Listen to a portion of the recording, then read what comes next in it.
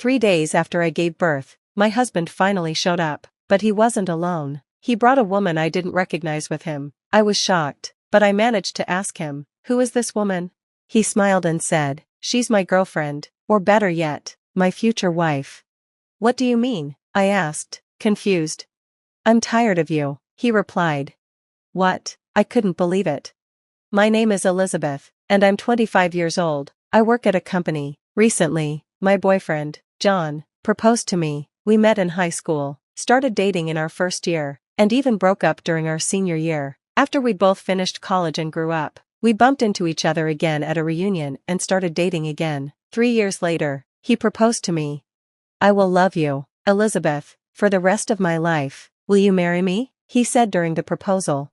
I believed him and said yes. I was overjoyed with my new life as his wife. I loved being with him every day. We both worked, so we only saw each other at night during the weekdays, but it was enough. I was happy to be with him until morning, instead of going to separate homes each night. When we were in high school, neither of us could cook, but in college, we each lived on our own and learned how to cook. We started sharing household chores, making our life together balanced and comfortable. John's specialty was fried food, and he was really good at it. I'm not great at making fried food, so I was happy he could cook it for me. I, on the other hand, was good at making Japanese dishes like simmered vegetables. John always praised how delicious they were, just the right taste, not too strong or too bland. I thought we would continue to support each other and live happily together. Then, after a year of marriage, I found out I was pregnant. I was so happy that I immediately told him, "John, I'm pregnant." "Oh, really?" "Yes, I am." "Wow," he said, his mouth hanging open in surprise, like in a cartoon. "John. Oh my God, I'm going to be a father." "Well, your reaction is a little slow," I said, laughing. "You really surprised me. I'm so excited," he replied. "I'm excited too, but now we have to work hard for our baby." John was thrilled about the pregnancy. I knew I'd enjoy raising the baby with him. At first, he was very concerned about my health. "Elizabeth, take it easy, okay? If it's too hard, you can quit your job." "Thank you, but I'll try to work until my maternity leave," I said. "Okay, I'll take care of everything at home." "Thanks." With his help, I was able to rest well through the morning sickness. As I got closer to my due date, things started to change. My husband began coming home later and later. "Did you work late again today?" I asked when he got home. "Yes, I left some things for my coworkers to do. Now that you're in a stable period, I thought it was time to make up for taking time off from work," he replied.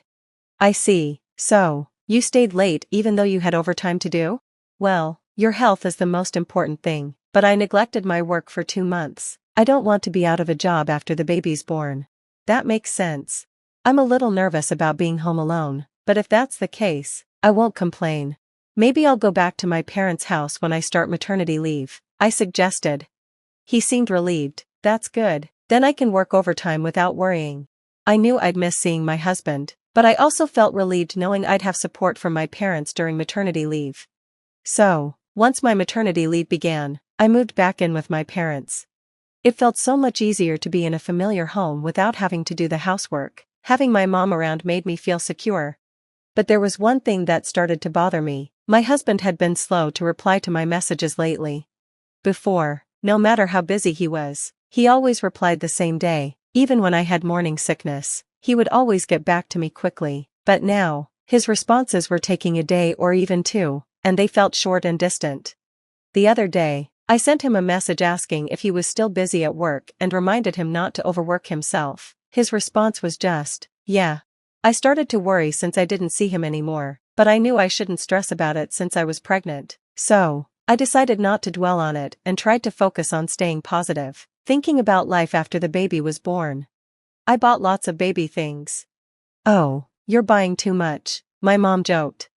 "No, we need everything to make sure the baby is safe and comfortable," I said.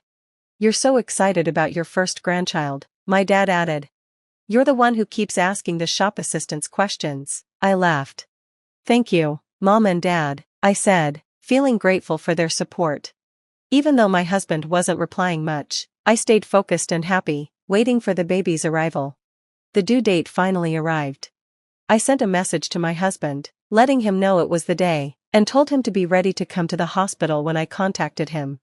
But he didn't even read the message. Maybe he's busy with work, I thought. My husband knew my due date was coming, so I wished he would be more aware of it.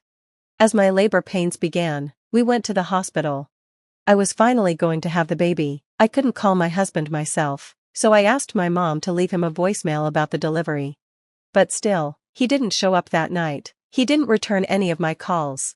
I went up to the delivery table without him. The birth was harder and longer than I expected. The baby's umbilical cord was wrapped around her neck, which made the delivery difficult. It took almost a full day after the contractions started for her to finally be born. But when I saw my baby girl and held her in my arms, all the pain and exhaustion disappeared. She was beautiful. "You did your best to come into the world, didn't you?" I whispered to her. I said goodbye to my baby for a moment, then lay down to rest after the long hours of labor. I woke up in my hospital bed to find my mom sitting by my side. "How are you feeling?" she asked. "I'm okay, I feel pretty good," I replied. "I'm glad to hear that. Mom, what's wrong? You don't look well." She sighed. "I haven't heard from John since you gave birth." "Yeah, that's true. What's going on with my husband? We just had a baby." I was furious. Why hadn't he come to the hospital? I'd sent him a message saying the baby was born, but hours later, he replied saying he could come in 2 days. Why can't he prioritize coming here? I muttered. Before the baby came, I'd tried not to let myself think negatively, but now that the baby was here, I couldn't hold back my frustration. Why can't he come now, when his own child is born? Shouldn't he be here? I was boiling with anger. Is his work that strict?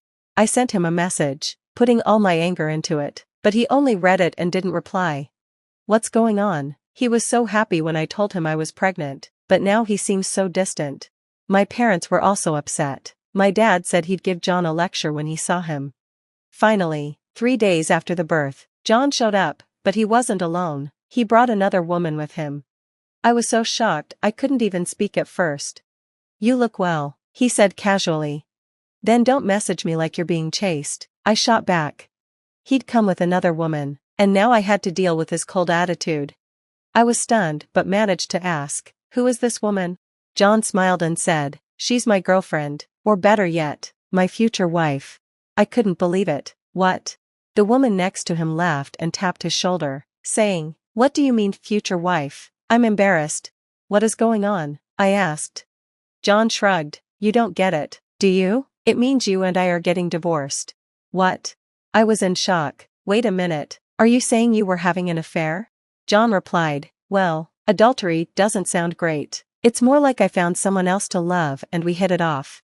The woman chimed in, "I'm just tired of you."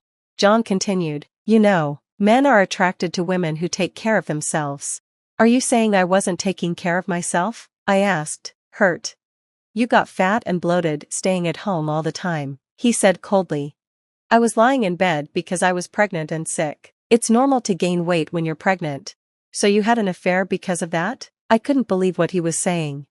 "I don't have romantic feelings for you anymore," he said, turning to the other woman. "I met someone better." They started flirting in front of me. "I've had enough," I muttered. "Okay, I'm done. Just get the divorce and leave already," he snapped. "I'll leave without you having to tell me," I said, trying to hold it together. And with that, John and the other woman walked out of the room, without even looking at our baby. He didn't even ask about the baby's gender. It was clear he didn't care anymore. I was left there, mentally drained, feeling like I was going to have to raise our child alone. As I sat there, feeling down, the door to my room opened. "Huh?" I jumped, startled. It was John's mother, my mother-in-law, who walked in. "What are you doing here?" I asked. "Elizabeth, I'm so sorry for my stupid son," she said, her voice full of regret. Apparently, she had seen John and his new lover in the parking lot. After questioning him, he told her exactly what he had told me. She said she sent the woman home and then dragged John to the hospital to face me. "How could you do this? You had an affair with another woman while your pregnant wife was waiting for you, and now you want a divorce?" My mother-in-law's voice was full of disbelief and anger. "You have no idea how many times your father would have hit you if he were still here." I felt my heart sink, knowing what she was referring to. My father-in-law had passed away a few years ago. I didn't have a choice. She approached me, and I fell in love with her, my husband said, avoiding looking at me. How could I have married a man like this? I whispered, my voice trembling with hurt. My mother-in-law, still angry, looked at me. Elizabeth, do you still want to stay married to John? I didn't hesitate. No, I want a divorce now. She nodded, her expression softening a little. Well, that's fine. John, hearing that I wanted a divorce, seemed almost relieved. He didn't seem to care at all. But my mother-in-law wasn't done. Then you're going to pay alimony for your affair and child support. What? John looked shocked, as if he hadn't expected this.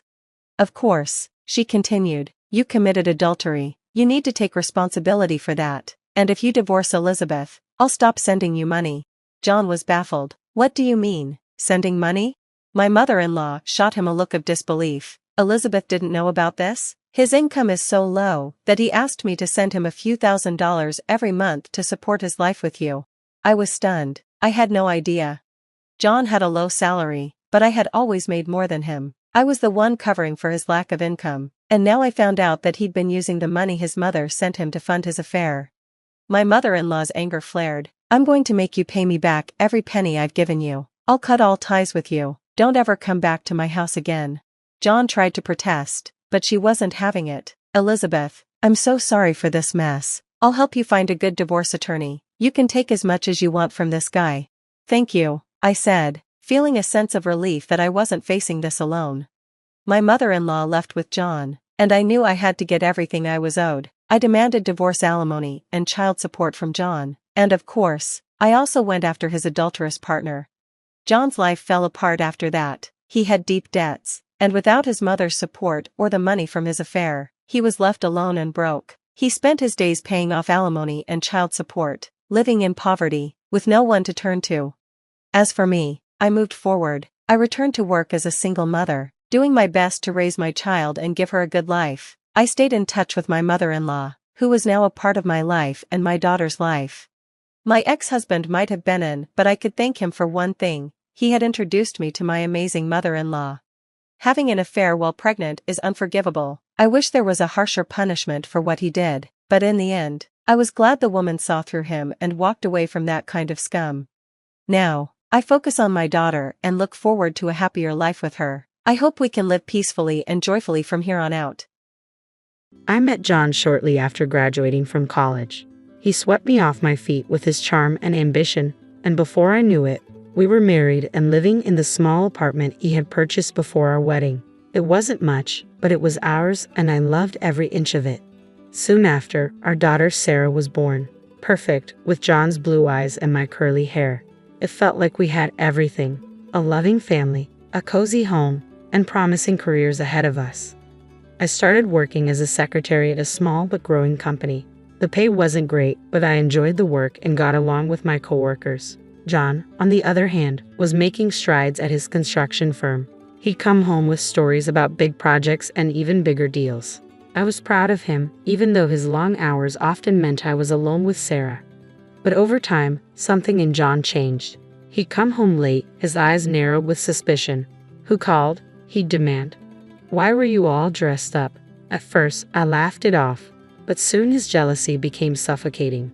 One night, after a long interrogation about a work event, I snapped, "You think I'm cheating?" "With who, John?" "The mailman." He didn't crack a smile. "Don't play dumb, Kelly. I see how men look at you.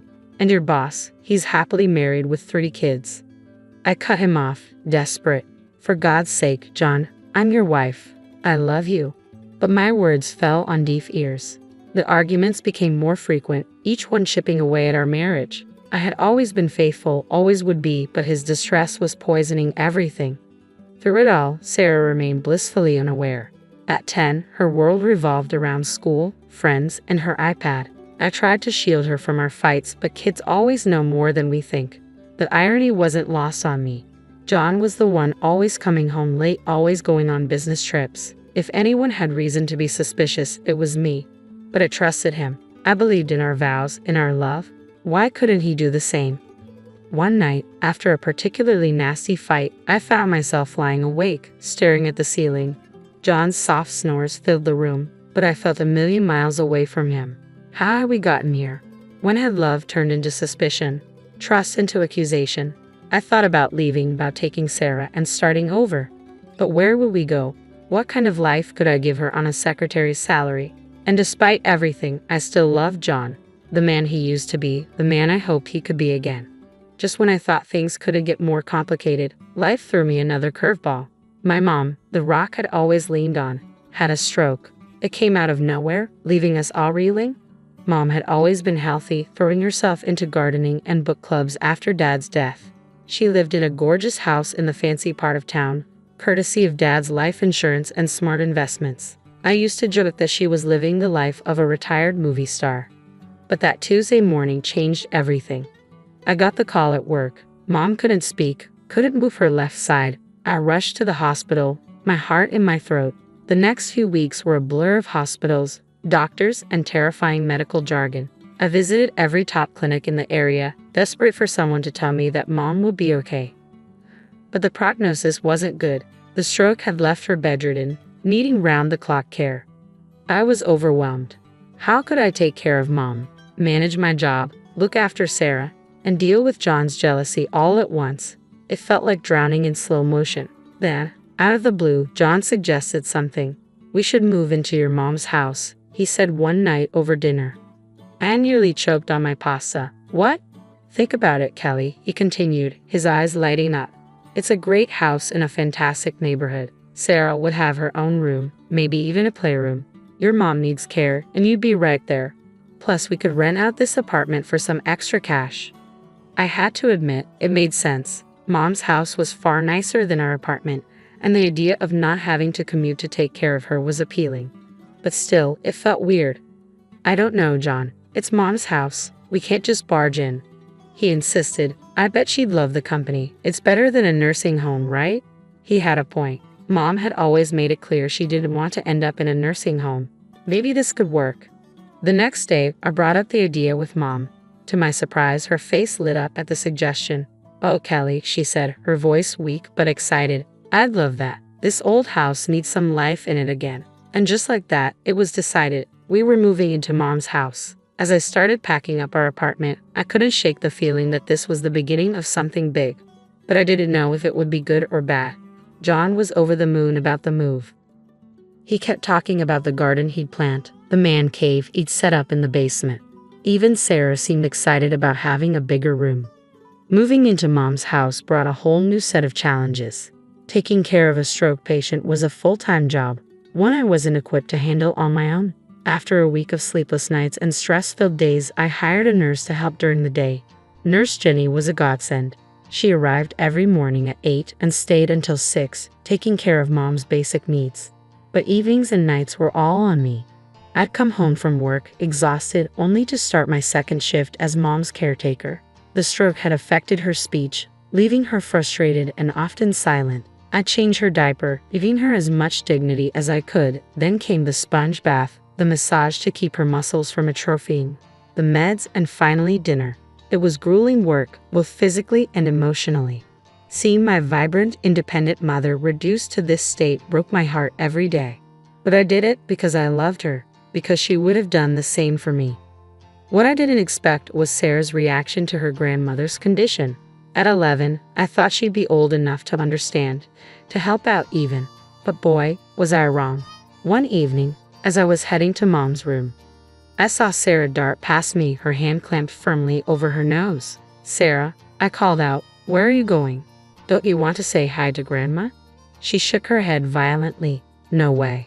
It smells gross in there." I was taken aback. "Sarah, that's not a nice thing to say. Grandma needs our help and support right now." "I don't care," she spat back, her voice full of disdain. "She's disgusting. I'm not going near her." Before I could say anything else, she stormed off to her room, slamming the door behind her. I stood there, stunned and hurt, trying to process what had just happened. Where had my sweet little girl gone? I turned to John for support, but when I needed him most, I found nothing. "Not my problem," he would say every time I asked for help with Mom. "I didn't sign up for this." It stung, but I couldn't entirely blame him. None of us had signed up for this life. Still, as I watched him play video games with Sarah or take her out for ice cream while I was elbow deep in adult diapers and medication schedules, I couldn't help but feel resentful. The one silver lining, though, was seeing how close John and Sarah had become. They'd always had a good relationship, but now it seemed even stronger. I'd hear them laughing together in the living room, or see them huddled over Sarah's homework at the kitchen table. It warmed my heart, even as it made me feel more isolated. 2 years passed in a blur of bedpans, medications, and stolen moments of sleep. Mom's condition had stabilized, but she still required constant care. I was exhausted, but I had found a rhythm, just barely. Then, on an ordinary Tuesday, everything fell apart. The phone rang while I was changing Mom's sheets. It was Mrs. Peterson, our old neighbor from the apartment complex. "Kelly, dear," she said, her voice laced with concern. "I thought you should know. I've been seeing John around quite a bit with a company of young women, different ones, always very pretty." I thanked her and hung up, my mind reeling. That night, I confronted John. "Oh, those are just potential tenants," he said smoothly, brushing me off and showing them the apartment. I wanted to believe him. I really did. But the seed of doubt had already been planted, and it was growing like a weed. A week later, I found the lipstick stain. It was on the collar of his white shirt, a perfect crimson kiss. My hand shook as I held it up to the light, trying to convince myself it was just a pen mark or a food stain. But deep down, I knew better. I waited until his next business trip to make my move. With trembling hands, I unlocked the door to our old apartment. The sounds coming from the bedroom confirmed my worst fears before I'd even opened the door. There was John in our bed with a woman I'd never seen before. They scrambled to cover themselves, but the damage was done. "What are you doing here?" John exclaimed, not even having the decency to look ashamed. I couldn't speak. I just stood there, staring at the scene before me, feeling my world crumble around me. "Look, Kelly," he said coldly, "I'm sorry you had to find out this way, but let's be honest. I'm bored. You're always busy with your mom. This is exciting." His words cut deeper than any knife. Without a word, I turned and left, my mind already racing toward what I needed to do next. The divorce proceedings were ugly. John fought me every step of the way. But in the end, we stood before a judge dividing up our life together as if it were nothing more than assets on a balance sheet. Then came the hardest part, custody of Sarah. At 12, Sarah was old enough to have a say, and her choice broke my heart. "I want to live with Dad," she declared, her voice steady. "I don't want to be around Grandma anymore. It's gross and depressing, and Mom's always trying to make me help." The judge nodded sympathetically, taking into account John's higher income, the stability he could provide, and Sarah's clear preference. In the end, John was awarded primary custody. I was devastated, but I tried to focus on what was best for Sarah. John could offer her opportunities I couldn't. Private school, dance lessons, summer camps. We agreed on weekends and holidays for me, a schedule that looked neat and tidy on paper but felt like a gaping wound in my heart as I watched Sarah pack her things, excitedly chatting about her new room at Dad's. I felt like I was losing everything. My marriage was over. My daughter was leaving. And I was left with a house that felt more like a hospital than a home. The first few months after the divorce were tough, but I clung to my weekends with Sarah like a lifeline. We'd go to the movies, have ice cream in the park, or just hang out at home. It wasn't perfect, but it was something. Then, slowly, things began to change. Sarah started canceling plans. "I have a sleepover," she'd say. "Dad's taking me to a concert." I tried to be understanding, to be the cool mom who didn't make a fuss, but each cancellation felt like a knife twisting in my gut. Soon, the cancellations became more frequent. Weeks would go by without a visit. My calls went straight to voicemail, and text messages were met with one-word responses, if I got any response at all. One Sunday, after yet another canceled visit, I decided to call Sarah directly. The phone rang once, twice, then went to voicemail. I tried again. This time, a robotic voice informed me that the number I was trying to reach had blocked my calls. My hand shook as I dialed John's number. "What do you want, Kelly?" His voice was cold, annoyed. "John, I can't reach Sarah. She's blocked my number. What's going on?" There was a long pause. "Look, Kelly, Sarah doesn't want to talk to you right now. You need to respect that. She's my daughter. She's also a person with her own feelings," John shot back. "And right now, she doesn't want to be around all that negativity at your place. I mean, the sickness, the sadness. Sarah needs stability. She needs a normal family. She sees Lisa as a mother figure now. She's got a normal life here, 2 parents, no sick relatives, no drama. Why can't you just let her be happy? I couldn't speak. Tears streamed down my face, and I was thankful John couldn't see me. Look, he continued, his voice softening slightly. I know this is hard, but if Sarah doesn't want to see you right now, you need to respect that. Don't force it. It'll only push her away more. I wanted to scream, to argue, to demand my rights as a mother. But a small, rational part of my brain whispered that he might be right. If I pushed too hard, I might lose Sarah forever. I sank to the floor, phone clutched to my chest, and sobbed. My little girl, my Sarah, didn't want me anymore. Someone else was being her mother, kissing her goodnight, helping with homework, sharing the moments I was missing. Mom found me hours later, still on the floor. She'd managed to shuffle over with her walker, her face creased with concern. Kelly, she said, her voice stronger than it had been in months. What's wrong, sweetheart? I looked up at her, this woman who'd been my rock for so long, who I'd been taking care of for years. In that moment, our roles reversed again. I was the child, seeking comfort from my mother. Oh, Mom, I cried, reaching for her hand. I've lost her. I've lost my baby girl. Mom squeezed my hand, her touch still weak, but full of love. No, Kelly, you haven't lost her. She's just lost right now. She'll find her way back to you. You'll see. 14 years, it's amazing how time can fly by and drag on simultaneously. Mom's condition improved slightly over the years. She regained some mobility and speech, but caring for her remained a full-time job. When she passed away peacefully in her sleep, I felt a mixture of grief and shamefully relief. Suddenly, I found myself alone in this big, empty house. The silence was deafening. No more beeping medical equipment. No more schedules for medications and therapy sessions. Just me, rattling around in rooms full of memories. Then, out of the blue, my phone rang. The number was unfamiliar, but the voice, I'd know it anywhere. Mom, it's Sarah. I was hoping we could meet to talk. We arranged to meet at a cafe downtown. As I waited, my hand shook around my coffee cup. I spotted a young woman entering. It took me a moment to realize it was Sarah. Gone was the gangly preteen I remembered. In her place stood a poised, beautiful young woman. Hi, Mom, she said, sliding into the seat across from me. We made awkward small talk at first. She filled me in on her life, her job in marketing, her hobbies, her friends. Then she dropped the bombshell. I'm getting married, she said, pulling an envelope from her purse. Here's an invitation. My heart swelled with joy and a tinge of sadness. My little girl, getting married, and I'd missed so much. Oh, Sarah, that's wonderful news. I'm so happy for you. She cut me off abruptly. Actually, Mom, that's kind of why I wanted to meet. I was hoping to talk about Grandma's inheritance. The house, her savings. I want them.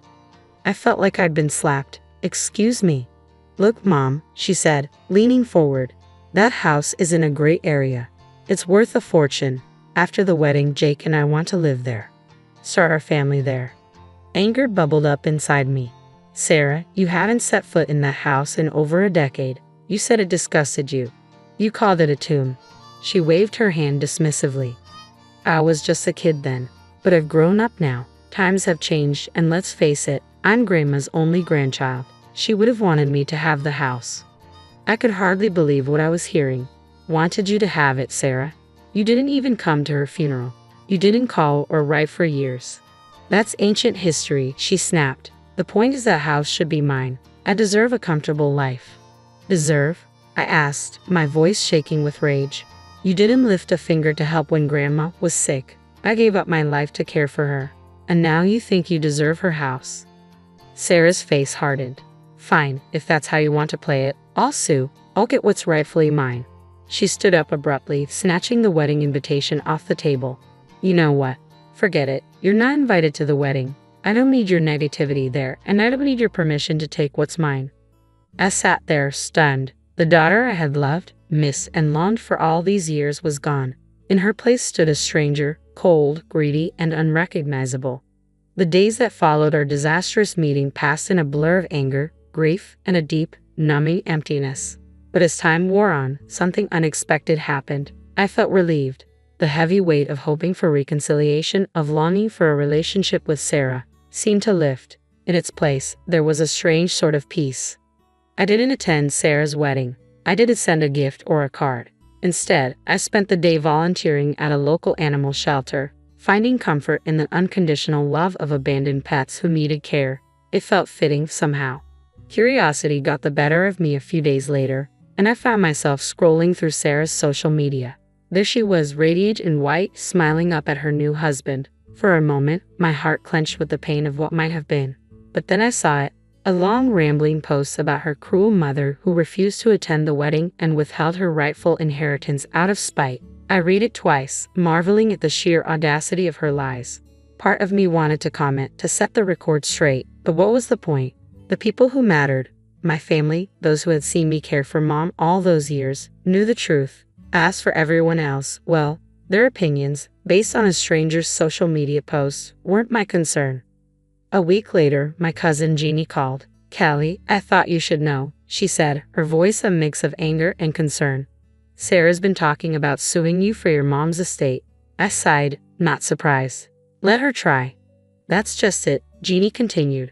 "Apparently, she talked to a lawyer. He told her she doesn't have a leg to stand on. Your mom left everything to you, clear as day." I chuckled. Of course Mom had made sure of that. She was always the practical one. "Thanks for letting me know, Jeannie," I said. "But honestly, I don't care what Sarah does anymore. She's made her choices." There was a pause on the other end of the line. Then Jeannie said, "I'm proud of you, Kelly. After everything you've been through, you deserve some peace." As I hung up the phone, I looked around the house. Mom's house, now my house. Every corner held memories, some painful, some beautiful. But for the first time in years, I felt like I could breathe here. I walked to the window, looking out at the garden Mom had loved so much. It had gotten a bit overgrown in recent years, but I could still see its potential. Maybe it was time to bring some life back to it. As I stood there, planning my next trip to the garden center, I realized something. The chapter of my life that revolved around Sarah, the hope, the pain, the longing, was finally closing. But that didn't mean my story was over. Far from it. The garden was in full bloom when the call came. I had spent the past few months throwing myself into its restoration, finding solace in the simple act of nurturing life. The roses Mom had loved so much were just starting to open, their scent filling the air. As I pruned the bushes, my phone buzzed in my pocket. Unknown number. I almost didn't answer, but something made me press the green button. "Hello, Mom," Sarah's voice, thick with tears. "Mom, I need your help." I froze, the pruning shears still in my hand. "Sarah, what's wrong?" "I'm pregnant," she sobbed, "and we're struggling." "Mom, I need money. You have to help me. You can't leave your grandchild without anything." I listened silently as her words became more frantic, more accusatory. "You abandoned me, Mom. You never tried to contact me, never fought for me, and now you're going to abandon your grandchild too." Something inside me snapped, not with anger, but with calm, unshakable resolve. "Sarah," I said, my voice steady. "That's enough." She fell silent, probably shocked that I had interrupted her tirade. "I never abandoned you," I said. "I sent child support every month without fail. I called, I texted, I emailed. You blocked my number. You chose your stepmother. You made your decisions and I respected them, even when it broke my heart." "Mom, no. I'm not finished," I said, cutting her off. "You're an adult now, about to be a parent yourself. It's time you took responsibility for your choices and your life. I'm not your bank. I'm not your safety net. And I'm not going to be manipulated by lies and guilt trips." I could hear her breathing heavily on the other end of the line. "If you need help, go to your father and stepmother. They're your real family now. Remember, the ones you chose." I took a deep breath. "I've made my peace with that. Now you need to make peace with the consequences of your choices." "You can't do this," Sarah cried. "I'm your daughter." "Yes, you are," I said, my voice softening slightly, "and I'll always love the little girl you were. But I don't know the woman you've become, and I don't think I want to." I took another deep breath. "Goodbye, Sarah. I wish you and your child well. But please, don't contact me again." I ended the call before she could respond. My hand shook slightly as I lowered the phone. For a moment, I stood there in the garden, surrounded by the life I had nurtured, feeling the weight of what had just happened. But then, slowly, I felt a lift. The last ties binding me to a painful past had been cut, the last what-ifs laid to rest. I looked around at the garden, at the house beyond. This was my life now, not defined by loss or regret, but by the choices I made going forward. I picked up my pruning shears and turned back to the rose bush. There was still work to be done, still beauty to cultivate. And for the first time in as long as I could remember, I felt truly, completely free.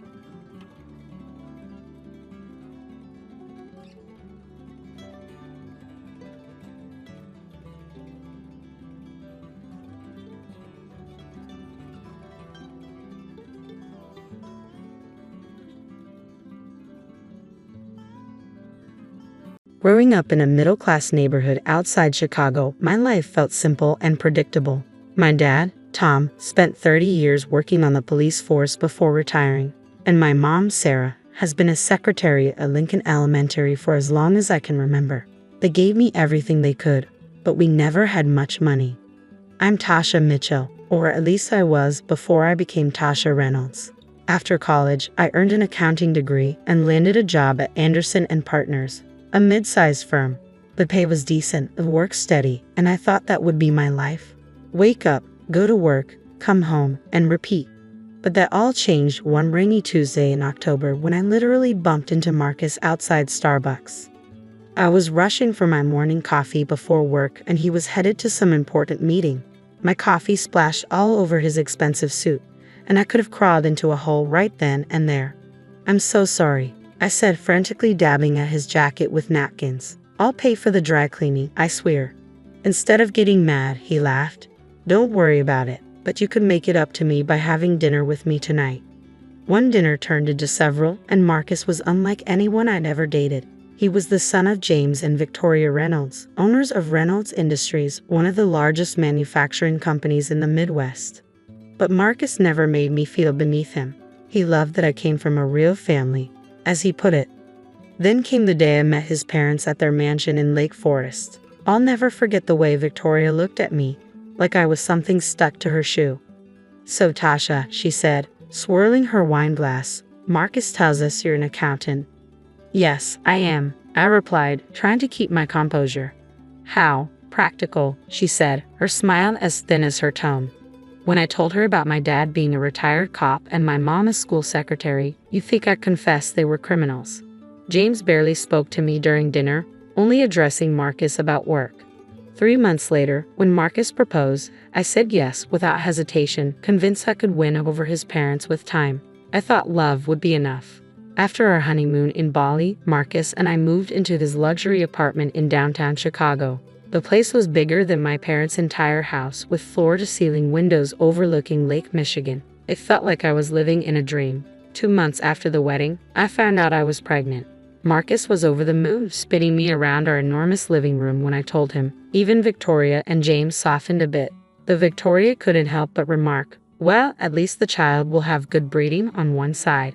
Our son, James Jr., or JJ as we called him, was born on a snowy December morning.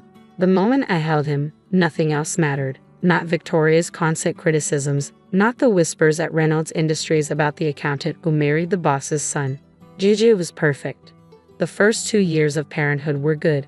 Marcus was a natural with JJ, coming home early to play with him, reading him bedtime stories, and taking us both to the park on weekends. Marcus thrived as the financial director at Reynolds, and I worked part-time from home as an accountant while taking care of JJ in our home. Victoria and James might not have liked me, but they showered their grandson with expensive gifts and insisted on regular visits. But something shifted around Jay's 3rd birthday.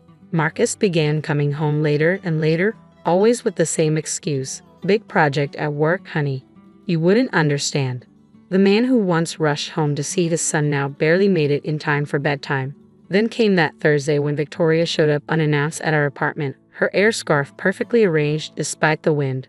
"Would you care to explain," she said, walking in without waiting for an invitation, "why you weren't at the company's annual gala last night?" Confused, I stared at her. "What gala?" "Don't play dumb, Tasha," she said, her eyes narrowing. "The Reynolds Industries anniversary gala. Every executive and their wife was there, except you." My stomach sank. I didn't know about any gala. Victoria's eyes narrowed further.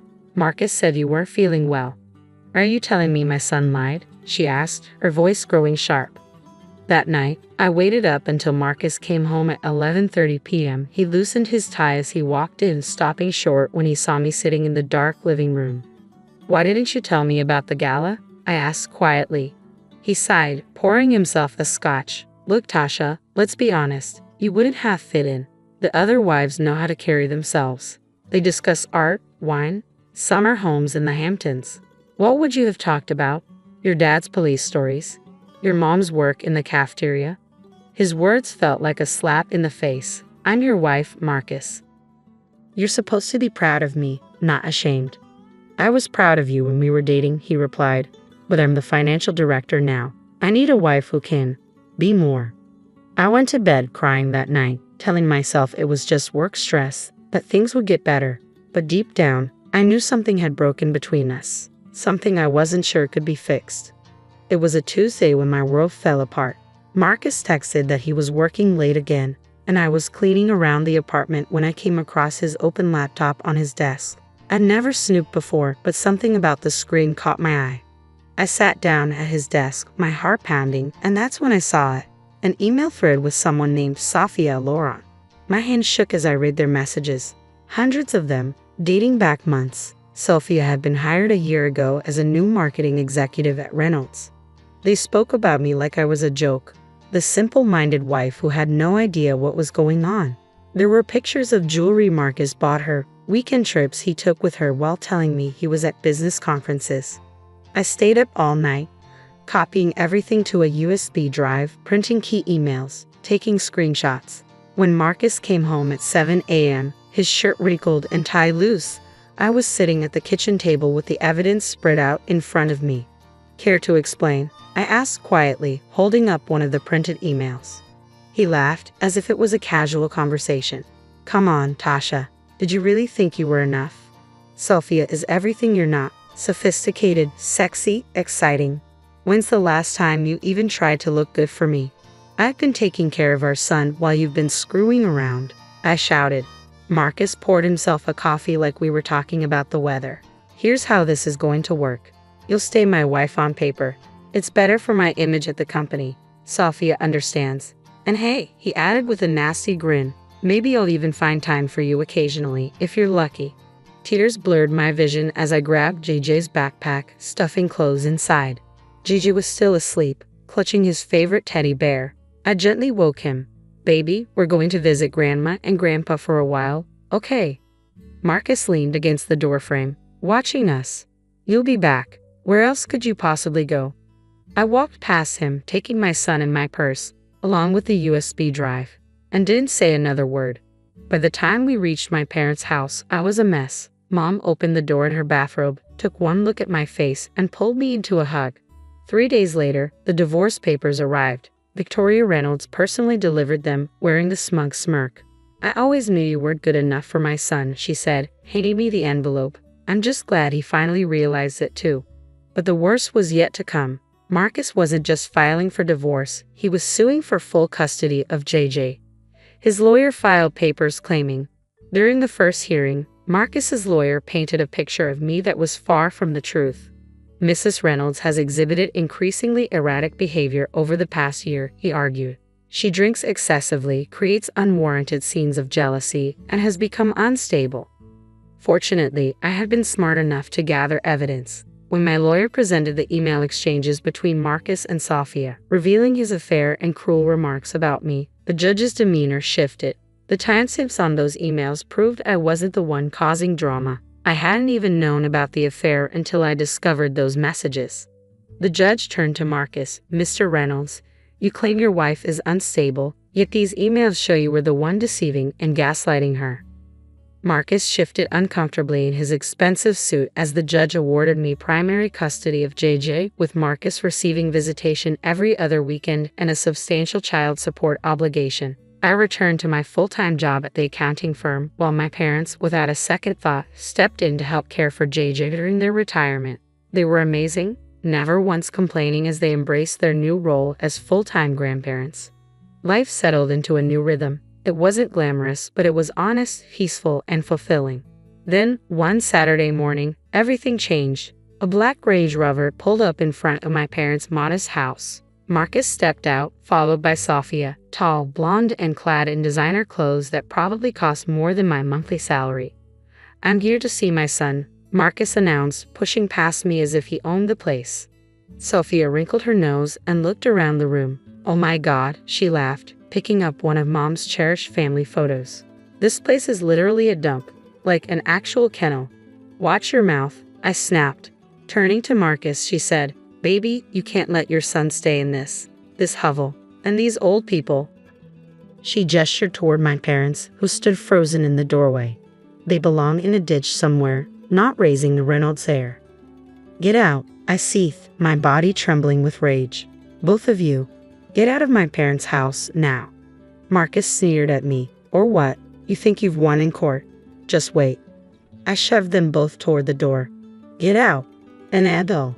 Sophia purred to Marcus. "This place probably has fleas anyway." As they drove away, I stood there, shaking, before pulling my parents into a tight hug. Mom was crying, and Dad looked like he wanted to punch something. But as that Range Rover disappeared down the street, a sense of calm settled over me. I wasn't afraid anymore. I was angry, furious even. The next night, Dad found me sitting at the kitchen table, staring at a cold cup of coffee. "You know, sweetheart," he said, sitting down across from me, "sometimes the best defense is a good offense." I raised an eyebrow. "Remember Mike Sullivan? He worked with me on the force. Now he's a private investigator, real thorough, knows how to dig without leaving a trace." I thought about Sophia's smug face, her cruel words, and the nasty emails she kept sending me. Just that morning, she commented on my LinkedIn profile, "Look at this pathetic 1/8. Can't even afford decent clothes anymore." Marcus wasn't any better. His latest email read, "Every time I pick up JJ and see you in that dump, I remember why I upgraded. Enjoy playing poor with your cop daddy." "How much does Mike charge?" I asked, already knowing my answer. 2 days later, I sat in Mike Sullivan's small downtown office. A gruff man with kind eyes, Mike had known me since I was a kid. Weeks passed as I focused on work and JJ, trying to ignore the constant harassment from Marcus and Sophia. Then Mike called. "You need to come to my office," he said. "You're going to want to see this in person." He handed me a thick file. "First off," he began, "Sophia Loren isn't her real name. She's using her sister's identity. Her real name is Carla Larson." My hand trembled as I read through the file. Before working at Reynolds Industries, Sophia had been an escort, hopping from one rich man to the next, living off their money until they grew tired of her or caught onto her scams. She'd used different names in different cities, always disappearing before things got too hot. But what she was doing at Reynolds Industries was far worse. Mike pointed to some bank transfers. "She's been siphoning small amounts from company accounts. Enough to go unnoticed, but it adds up." He flipped through more pages. "And these emails. She's been selling company information to your in-laws' biggest competitors, product launches, merger plans, everything." I sat back, my mind reeling. The perfect, sophisticated Sophia Loren was nothing but a con artist, and she'd sunk her claws not just into my husband but into the entire Reynolds empire. "There's one more thing," Mike said, pulling out another folder. "Remember that big deal Reynolds Industries lost last month? The one that cost them millions? Sophia sold the bid information to their competitor 3 days before the deadline." I gathered all the evidence carefully, making multiple copies. But I didn't act yet. I knew something Sophia didn't. Timing is everything. The call came on a Wednesday morning. "Tasha," Victoria's cold voice said, "James Reynolds' 60th birthday party is this Saturday. You're invited. JJ should be there for his grandfather's birthday. Since he's too young to come alone, you'll need to escort him." She let the sentence hang in the air, her tone dismissive. "Just remember, you're only invited as JJ's escort. Try to stay in the background and not embarrass anyone." James Reynolds' 60th birthday party was every bit as ostentatious as you'd imagine. The mansion gleamed with gold and crystal, waiters carrying champagne on silver trays. I felt every judgmental gaze as JJ and I walked into the room. "Oh, you came," Victoria said, her smile tight. "Well, JJ, darling, come give your grandmother a kiss." I stood awkwardly by the appetizer table, watching my son being paraded around like some prize show pony. The other guests either ignored me or whispered behind their hands. I clutched my large purse, which contained Mike's file, and waited. Then Marcus walked in with Sophia on his arm. She wore a red Valentino dress that probably cost more than my car, diamonds dripping from her ears. "Everyone," Marcus announced, clinking his glass, "I have an announcement to make." He pulled Sophia closer. I'd like you all to meet my future wife, Sophia Loren. She'll be joining the Reynolds family officially next spring. Victoria rushed forward to embrace her. Finally, a woman worthy of the Reynolds name. Harvard educated, from a wonderful family, unlike some people, James added, shooting a look at me. Sophia beamed under their attention. I just feel so blessed to be joining such an esteemed family, and I promise to be the kind of wife Marcus truly deserves. That was my cue. I stood up, hands steady as I pulled out the file. Speaking of what people deserve, I said loudly, I have a few things to share about the future Mrs. Reynolds. Tasha, don't make a scene, Marcus warned. I ignored him, pulling out the first document. Tell me, Sophia, or should I say Carla Larson, how's your sister feeling about you stealing her identity? The color drained from Sophia's face. What is she talking about? Victoria demanded. Oh, did she not mention that she's been living under her sister's ID? I asked, my voice steady. The real Sophia Loren is a school teacher in Minnesota. This woman, I pointed at her, is Carla Larson, former escort and con artist. Sophia shrieked, she's lying. But I was already laying out the evidence, photos, bank statements, police reports. And here's my personal favorite, I said, pulling out more documents. Bank transfers showing how she's been stealing from Reynolds Industries. And look at these emails. She's been selling your company's secrets to Wagner Manufacturing and Collins Corp for months. James Reynolds snatched the papers from my hands. The Wagner deal, the Collins merger, it was you? I can explain, Sophia stammered, backing away from Marcus's thunderous face. The real Carla Larson, I said, savoring the moment, has quite a history. 7 different cities, 7 different wealthy men, 7 different scams. Looks like Reynolds Industries was going to be number 8. The room went deadly quiet as they read through the evidence. Marcus's confusion, Victoria's horror, James's growing rage, and Sophia, her perfect mask cracking as her house of cards came tumbling down. The elegant birthday party dissolved into chaos in minutes. James Reynolds' face turned an alarming shade of purple as he read the documents. Get out, he roared at Sophia, who was still trying to stammer out excuses. Get out of my house before I have you arrested right here. James, darling, she attempted, reaching for his arm. These are all lies. I can explain everything.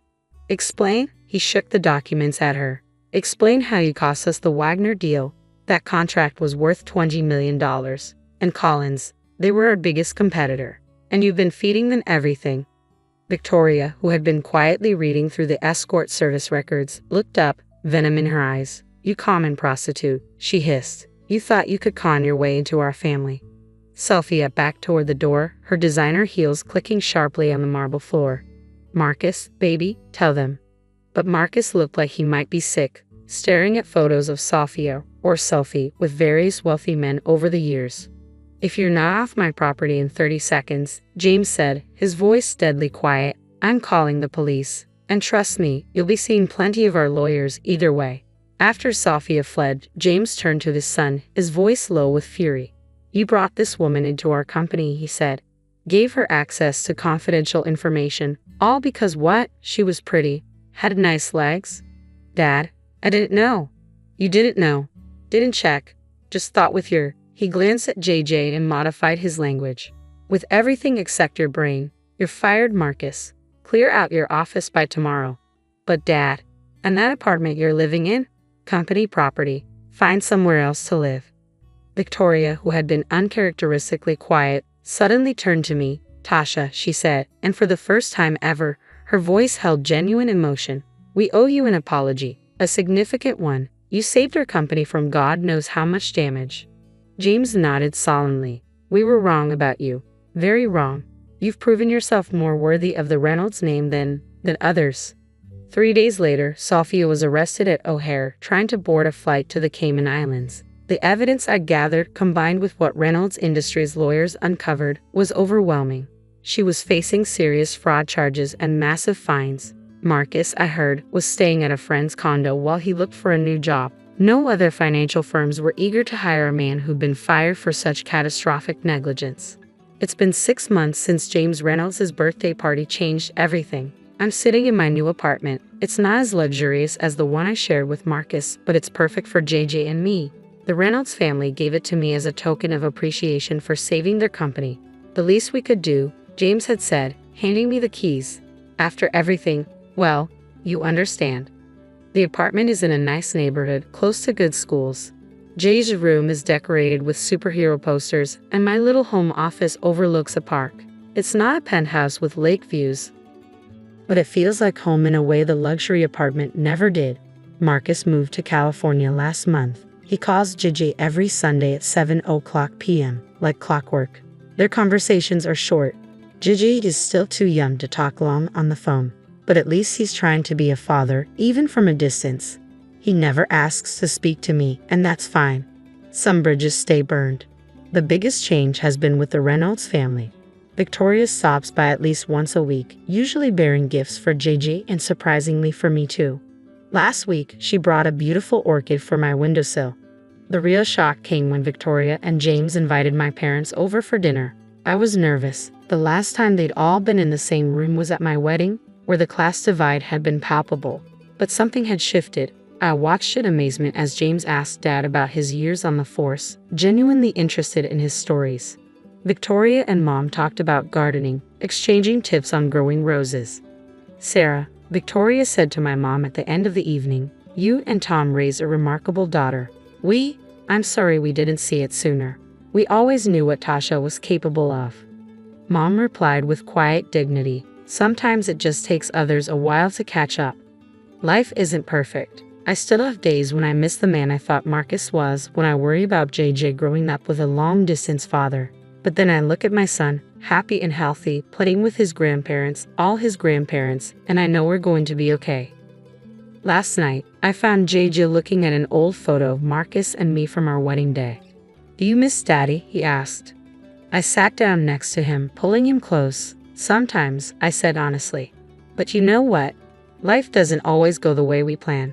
Sometimes it goes wrong before it goes right. The important thing is to stay true to who you are.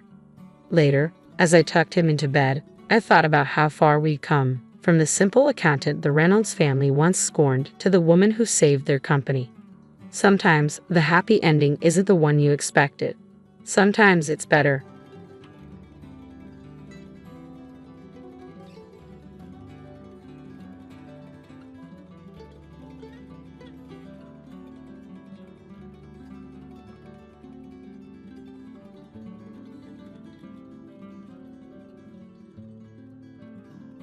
What do you think of Mom, Helen? I asked, unsure of how to phrase the question. He hesitated. What do I think of her? Well, she's someone who struggles to keep up with household chores. A bit slow, isn't she? He paused before adding, I guess, as a parent, I should scold you for saying that. But honestly, I can't argue because it's true. A sigh escaped his lips, as if the weight of that truth had finally settled in. Would you be happy with a new mom? I asked, curious but suddenly tense. He smiled faintly. Yeah, I think I would be. A cold knot formed in my stomach. A new mom. What does that even mean? My mind began to wander, grasping at dark possibilities. Cheating, divorce, ugly words that flashed before me like warning signs. But no, it couldn't be. Ewan would never. Would he? Just as my doubts turned into something closer to certainty, Ewan spoke again, this time with a smile that stretched across his face. Actually, I've been seeing someone. The words hit me like a slap. Trying to suppress the boiling anger, I forced myself to say, congratulations. My voice was strained, my fury barely contained. Inside, though, I felt it bubbling over, reaching its peak. I'm done, I declared, my voice cold. I'm quitting as both a mother and a wife. I'm also done being the one keeping this house afloat. From today, you're on your own. I could tell from the blank stares that my words hadn't sunk in, but I didn't care. Disappointment consumed me, and in that moment, I vowed to myself that I'd never let anyone betray me like this again.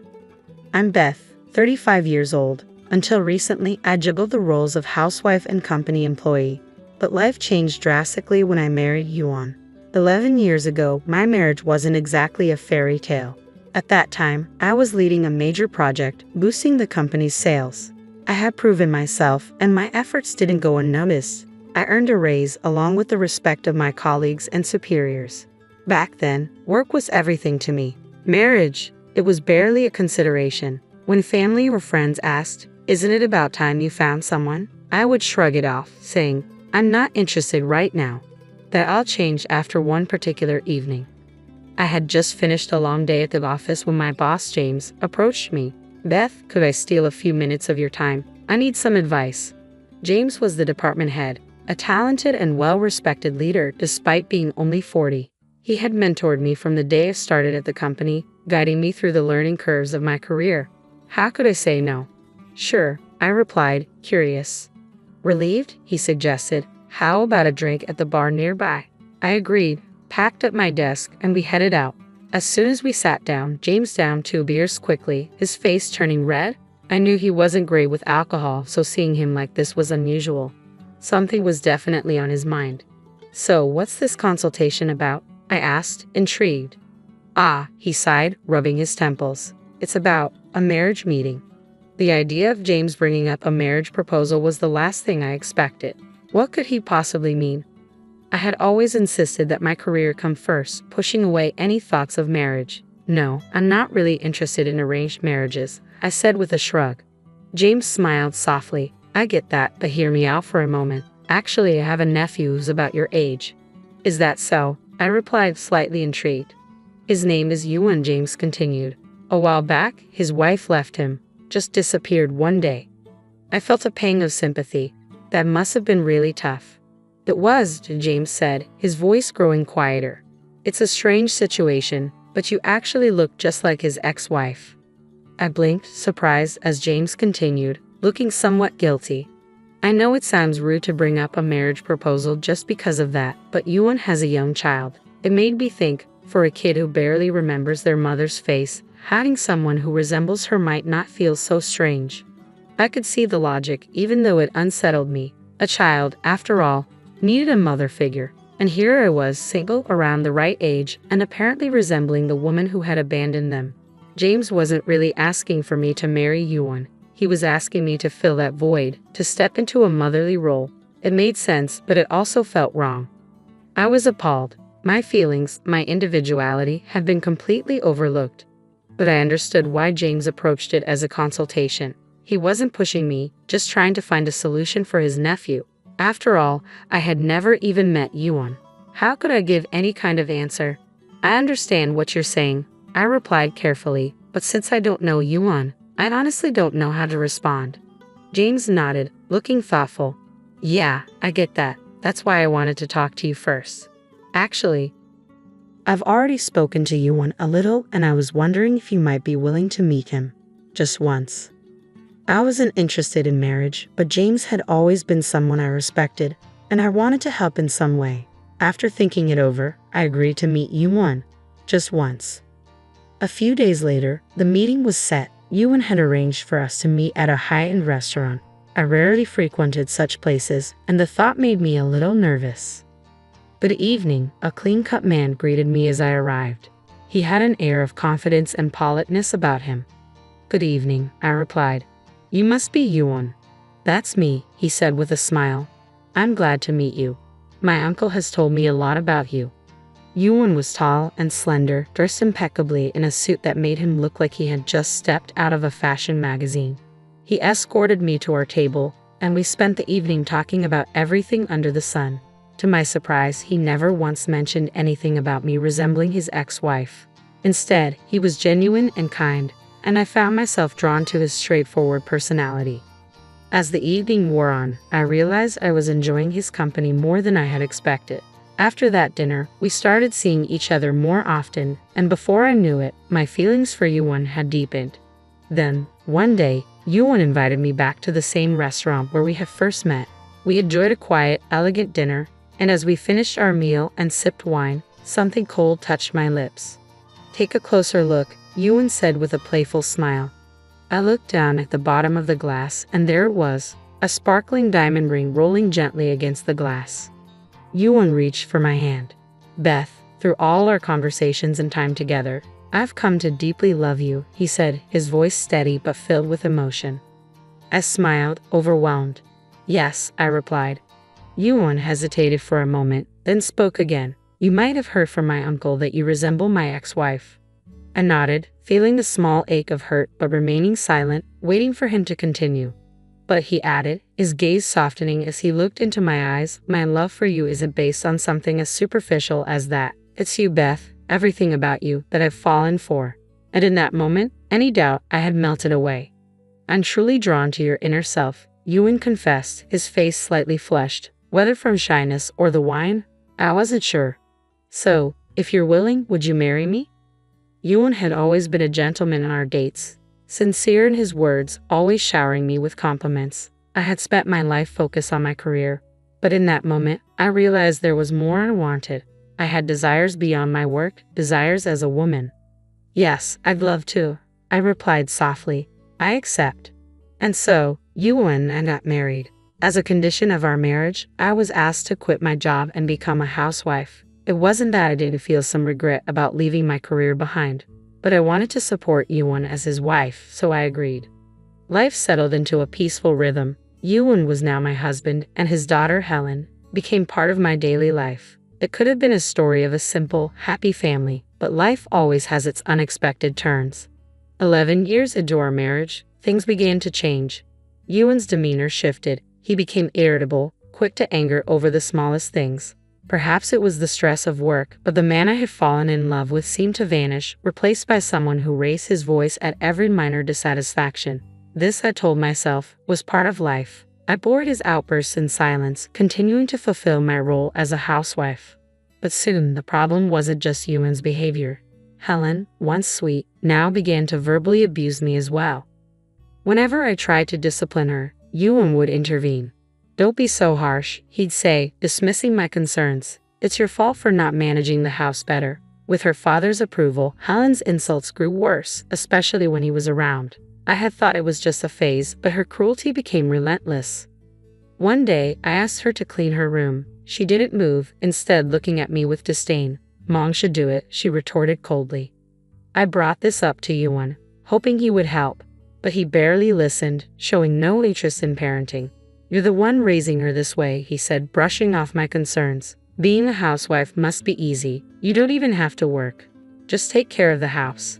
His words cut deep. It had been Ewan who insisted I leave my career, and yet here he was, diminishing my efforts as if my work at home meant nothing. When I tried to express my frustration, I was met only with sarcasm. You should only start complaining once you can actually do the housework properly, he sneered. Even after 10 years, you're still useless.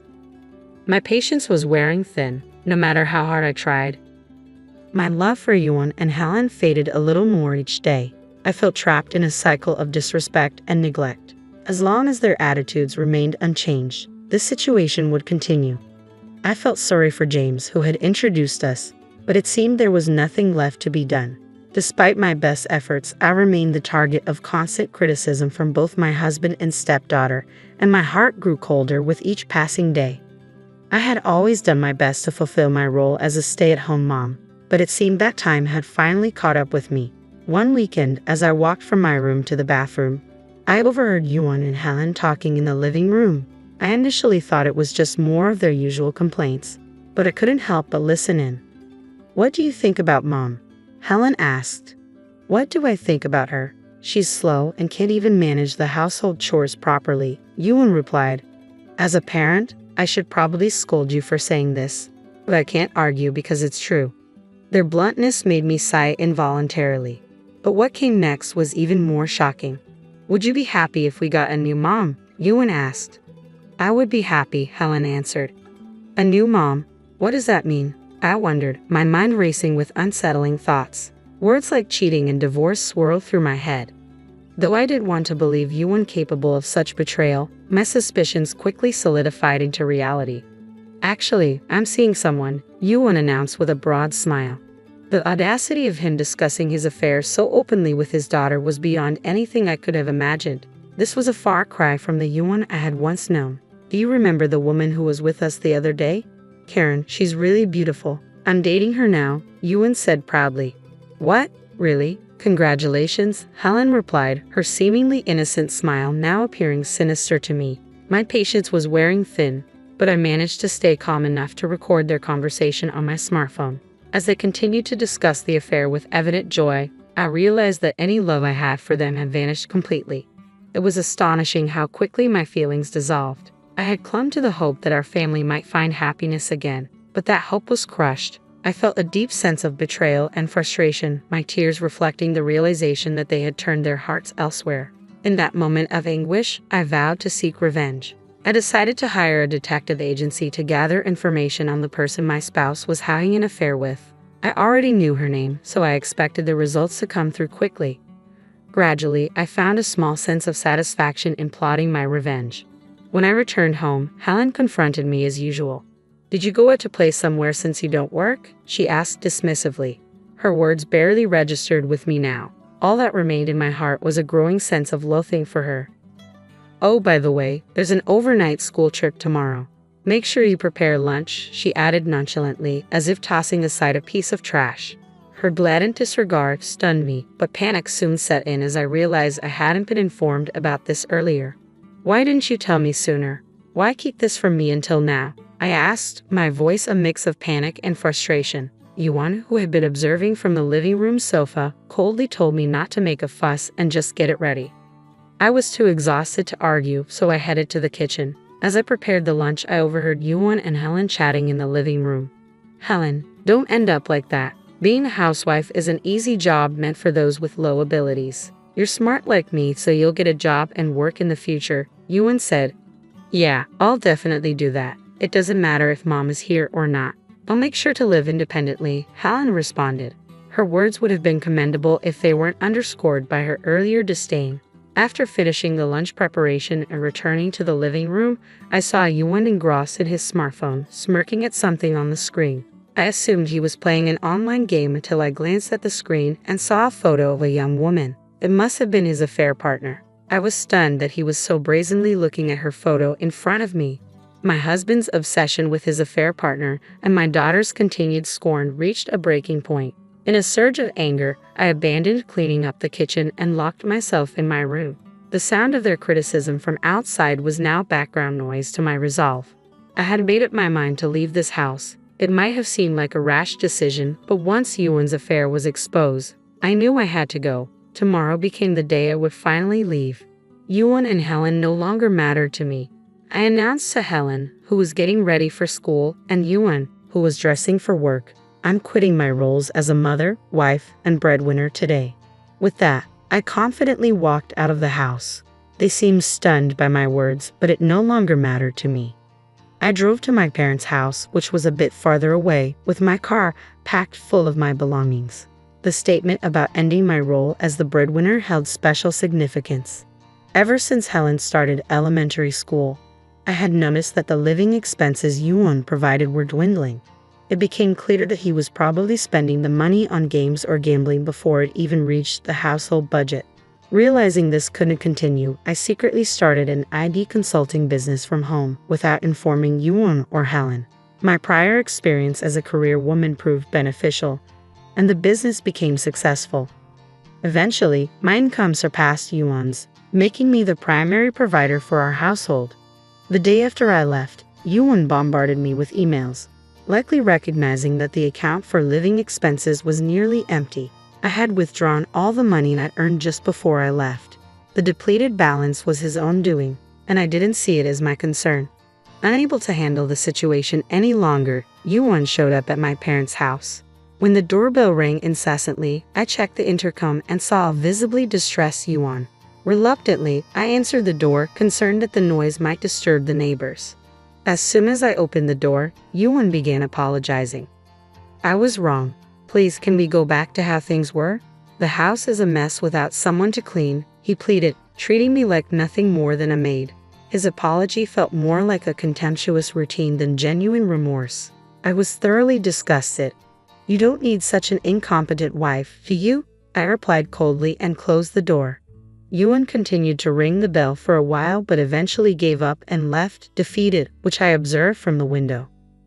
A week later, Helen called me, clearly distressed. I answered the phone with a hint of amusement as she began to rant. "Ever since you left, Dad hasn't been going to work, comes home late, and I can't keep up with household chores. My clothes are dirty, and I'm being laughed at school," she complained. Despite knowing my actions were harsh, I saw it as a consequence of their own making. So what? I asked. It's not a so what, it's all because you abandoned us and left. Come back, Helen demanded, showing no remorse, only anger and dissatisfaction. How convenient for you to demand that now. After all this time, you've treated me as if I were incompetent. If you're so capable, handling household chores should be a breeze, right? I retorted, leaving Helen speechless. Do it yourself, I said bluntly and hung up. Helen tried calling several times afterward, but I blocked her number to avoid further calls. Just when I thought I had found some peace, Ewan arrived at my parents' house with Helen a few days later, looking worn out. Ewan tried to persuade me to return, citing their financial struggles. You're working, so wouldn't you be okay? I dismissed him casually, and he persisted in his attempts to convince me. I had lent all my money to someone in need, likely his affair partner. It was clear that he was still trying to deceive me, but I was more astonished than outraged to learn that he still felt guilty. The living expenses had suddenly vanished. Did you take them? He asked, admitting his wrongdoing but begging me to return even a small portion. Faced with his accusation and feeling like a thief, I was momentarily speechless. I decided it was time to reveal the truth. I had been supporting our household with the income from my own company. My business, specializing in remote services and virtual spaces, was thriving, and my income far exceeded his annual salary. That's nonsense. It has to be a lie, Ewan insisted. I'm not lying. You've always belittled me, but in reality, I was the main provider. Rent, groceries, utilities, Helen's allowance, and school fees, all were covered by me, I explained. Their shocked and crumbling demeanor was almost comical. It doesn't matter. Just come back. If not, I won't leave here, Ewan said, sitting on the floor like a petulant child, refusing to stand. Seeing their desperate pleas made me reconsider. I decided to return to the house with one goal in mind. Upon arrival, I was greeted by a sight that confirmed my decision. Unwashed clothes piled up in garbage bags stacked everywhere. Ewan's arrogance returned the moment he saw me. See? Do your job as a full-time homemaker, he sneered, as if my return was some sort of triumph for him. You should rely on your mistress instead, I retorted. Mistress? What are you talking about? Ewan feigned ignorance, though it was clear he knew. I presented the detective's report and played recordings from my smartphone. Here's the evidence.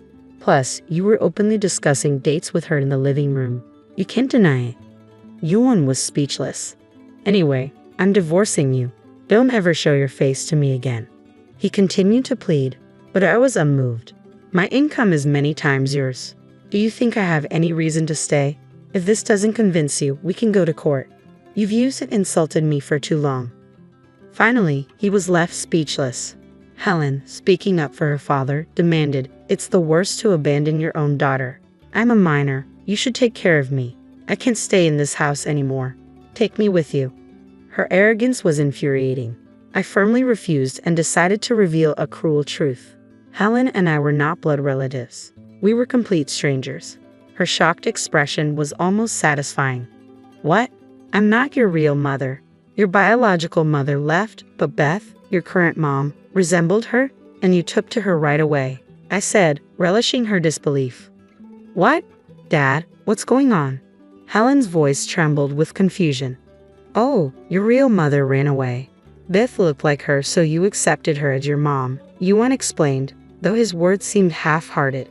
Helen began to cry, unable to comprehend the deception. Despite my efforts to be a mother to her, it was clear this was the end. I no longer felt any love, only disdain. You've always blamed me for everything. Fix it yourself, I said, and quickly left the house. After returning to my parents' home, they continued to contact me for a while, but I ignored them until the calls stopped. I divorced Ewan and demanded compensation from him and his mistress for the emotional distress they caused.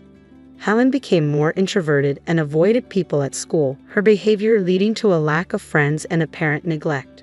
Ewan started missing work frequently and was eventually demoted. They eventually moved to a cheap apartment, struggling financially. I hope Helen reflects on her actions and matures into a respectable adult. Ultimately, Ewan was abandoned by both his wives, including me. My tumultuous marriage came to an end, but I am now thriving. My work is going well, and a new project is on the horizon. While the challenges of dealing with Ewan and his family were significant, I am dedicated to the success of my new endeavor and looking forward to a hopeful future.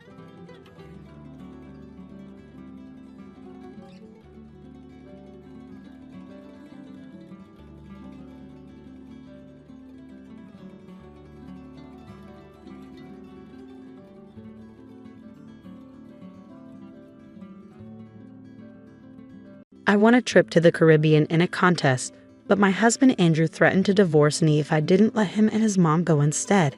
He used the trip as leverage to get his way. His mom seemed pleased with his plan. I couldn't let them get away with it.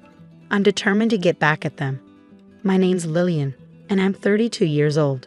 I work a regular job and have a son named Andrew. I didn't really date much in college and didn't think much about romance until later. When I turned 30, my parents, worried about me, helped me find someone to marry. Andrew seemed like a good match. He cared a lot about his family, which was important to me too. We got married, and everyone was happy for us. It felt like a dream come true. About 6 months into our marriage, I got a bunch of calls from Andrew. He sounded really tired when I called him back. He told me his dad, Alfred, had collapsed at home and was rushed to the hospital. It was shocking news because Alfred had always been healthy. After Alfred passed away, Andrew became very attentive to his mom, who was now alone. He'd visit her every day, take her out for dinner or shopping, and even took time off work to go on a trip with her. It's not like he ignored me, but whenever there was a conflict in our plans, he'd choose to be with her. He'd say things like, "Sorry, Lillian, Mom needs me," or "We planned this with Mom a while ago." I'd agree, but deep down, I felt frustrated. Why was I always the one having to compromise? Wasn't Andrew's mom being a bit too demanding? No matter why Andrew is so attentive to his mom, it's clear he's really close to her. Apart from this issue, our marriage was fine. I just figured this was normal. My personal escape? Doing crossword puzzles with prizes. They were perfect for when Andrew was busy with his mom. Sometimes, I'd even win gift cards or food. One day, I won a big prize, 2 tickets to the Caribbean. I was so excited, I checked the win multiple times. But before contacting the airline, I had to decide who to take. My first thought was Andrew, but I hesitated. He often traveled with his mom, and I didn't want her to come along if I suggested we go together. After thinking it over, I decided to give the trip to my parents. On my way home, I stopped by my parents' place to share the exciting news. "Mom, guess what? I won tickets to the Caribbean," I exclaimed. Mom's eyes widened with delight. "Wow, that's fantastic. You and Andrew must be thrilled." I hesitated for a moment before replying, "Actually, I want you and Dad to have them." Mom was taken aback. "For us? Are you sure?" she asked, pleasantly surprised. "Absolutely. Andrew travels a lot already. I want you two to enjoy this opportunity," I explained. Mom was beaming with joy, but Dad seemed worried. "Dad looks concerned," I noticed. "Well, I have work, dear. It's a busy time of year for our company, so it's not ideal for me to be away," Dad explained. "That's too bad," I sighed. Then Dad had an idea. "Why not go with Olivia instead? It was your prize originally, right? Go and have some quality time with her," he suggested. Mom eagerly agreed, saying, "That sounds wonderful." Feeling excited and grateful, I applied for leave the next day, which was quickly approved. I then contacted the airline to let them know my parents would be using the tickets. On my way home from work, I stopped by a bookstore and bought a guidebook for the Caribbean trip. It had been ages since Mom and I had traveled together, and I was genuinely thrilled. But when I got home, something unexpected awaited me. "I'm home," I announced as I walked in. Surprised to see the lights on, I assumed Andrew was there. But instead of his shoes, I spotted a familiar pair of women's shoes at the entrance. As I wondered, Matilda emerged from the living room. "Lillian, do you know what time it is?" she scolded. "Oh, Matilda, I didn't realize you were here," I replied. "It's not just about me being here. It's late and Andrew will be back soon," she continued. "I'm sorry, I'll make dinner right away," I apologized. But Matilda didn't stop there. She criticized me for not making the bed and questioned if I took my role as a daughter-in-law seriously. Matilda sighed, blaming my working for the situation. According to her, I should prioritize home over work. She had a key to our place and often dropped by unexpectedly since she lived nearby. Matilda held old-fashioned beliefs about a daughter-in-law's role, expecting me to serve Andrew and the family without question. Her constant criticism made it hard for me to warm up to her. As I unpacked and began making dinner, Matilda suddenly exclaimed, "Wait, what's this, Lillian? Are you planning a trip to the Caribbean?" She had found the guidebook I had just bought. "Matilda, why are you going through my stuff?" I asked, annoyed. "That's not the point. Why are you going to the Caribbean?" she demanded. "I won a trip in a contest. I was going to give it to Mom," I explained. "I haven't heard anything about this. Why should I?" Matilda snapped back. Our argument was interrupted by Andrew's arrival. Matilda quickly told him what she found, pointing at me accusingly. "Andrew, listen. Lillian's being thoughtless." "Did she do something wrong?" she asked. Andrew turned to me, his expression stern. "What's going on?" he demanded. "I won the trip and wanted to give it to my parents. But since Dad can't go, you're going with Mom," I replied calmly. "Why didn't you talk to me about this? It's my prize," Andrew said, looking frustrated. "What's the big deal? You always travel with Matilda," I retorted.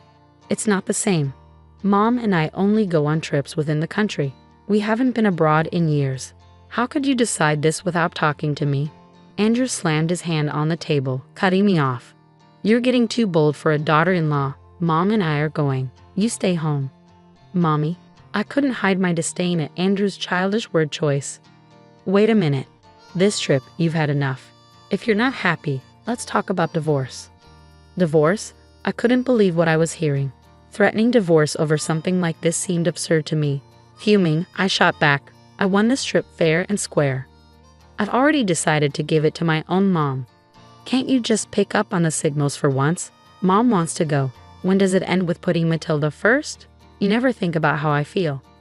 "I don't care how you feel. Like I said, this trip is for me and Mommy. Stay home and behave," Andrew insisted coldly. My affection for Andrew was quickly fading. It was clear I ranked lower than Matilda in his eyes. I couldn't keep dealing with their ridiculous dynamic, so I calmly told Andrew, "Fine, do what you want and enjoy your trip." You should have listened in the first place. "Do what you want," Andrew replied dismissively, a far cry from the caring Andrew I once knew. Meanwhile, Matilda looked smug and victorious. I decided to leave the house while they were away on their trip. I resolved to let Andrew and Matilda have their vacation this time. The next day, I called the airline to change the names on the tickets to Andrew and his mom. But the operator sounded worried as they told me, "I'm sorry, but once the participants are confirmed, we can't change them." "Is that so?" I asked, feeling disappointed. "Yes. Plus, this ticket requires the actual winner to be one of the travelers. So if it's your husband and mother-in-law, the ticket won't work," the operator explained. "So, if I don't go, the ticket is useless," I clarified. "Exactly. Please check the documents we sent you. They mention this condition," they advised. After reviewing the documents, I found out that only the winner could use the ticket, and it couldn't be transferred. I explained this to the operator and decided not to go on a trip without telling Andrew and Matilda. Instead, I made plans to let them travel at their own expense. That evening, when I got back from work, I casually brought up the Caribbean trip to Andrew. "Hey, about the trip?" I started. "Yeah? Did you talk to the airline? Are Mommy and I all set to go?" Andrew asked eagerly. "I did call them. Here are the winning documents and the tickets. I only need the tickets." "I won't bother reading the documents," I replied. "But there might be important details in there, especially since it's an international trip," Andrew suggested. "I don't think I need to. Mommy and I have got it covered. We're efficient, unlike you," I retorted. "Fine, whatever. I'll leave them here just in case," Andrew said, sounding annoyed. As I expected, Andrew didn't bother to read the documents. On the day of the trip, after making sure Andrew had left, I packed my bags and went to my parents' house. While unpacking, as I anticipated, I got a call from Andrew. As soon as I picked up, he started shouting. "Hey, what's going on?" "They're saying the ticket can't be used," he exclaimed. "That's right. If the winner doesn't go, the ticket is invalid," I explained calmly. "What? Why didn't you tell me this earlier?" Andrew demanded. "I did tell you, remember? I mentioned it might be a good idea to read the instructions," I reminded him. "You mean it was written in those documents you gave me?" Andrew asked, sounding frustrated.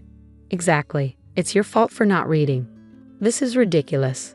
So how are we supposed to get to the Caribbean? Andrew asked, his tone getting more agitated. Well, the operator did mention that if the winner doesn't go, you'd have to pay the full price. I replied matter-of-factly. Clearly caught off guard by the situation, Andrew sounded frantic. I could hear Matilda's voice in the background, indicating they were both in distress. Andrew, what did Lillian say? Matilda demanded. Mommy, if Lillian doesn't have to pay for the trip. Andrew started to explain before handing the phone to Matilda. Let me talk to her. I can't deal with this anymore, she demanded. I decided to let them sort it out themselves and hung up silently.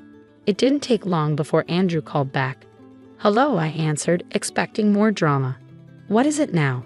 I'm busy, I said coldly. It's not. What is it? Andrew sounded flustered. I tried to buy the tickets, but the credit card isn't working, he explained. Huh? I don't know anything about your card, I replied, puzzled. It's not mine. It's your card, Andrew clarified. Oh, so you're saying you used my card without my permission? I accused. I just need to fix it now. When I checked my wallet this morning, my card was missing. I had a hunch and immediately froze it. I knew you stole it, Andrew retorted. Are you kidding me? I was planning to shop with that card abroad. Always messing things up, you jerk. I fired back. You freaking witch. Andrew snapped. He showed no remorse for taking the trip or for using my card without permission. This guy always put himself first. Fed up with his behavior, I coldly told him off. A jerk? Who were you calling that after mocking others all the time? You should just go to hell, I exclaimed. What? Who are you talking to like that? Andrew asked, sounding offended. Who do you think? Calling out for mommy is honestly creepy. If you love mommy so much, why don't you two just stay together? I can't handle you, a mama's boy. There's no value in us being married, I declared. Hey, calm down. If you keep this up, we'll divorce, Andrew threatened. Fine by me. I was thinking the same thing. I've left the house and don't plan to come back. Enjoy your time abroad with your beloved mommy. Hope you both drown in a Caribbean.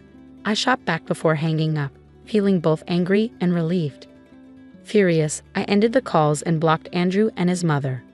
Then, I went to a law firm my dad suggested and started the process of ending my marriage.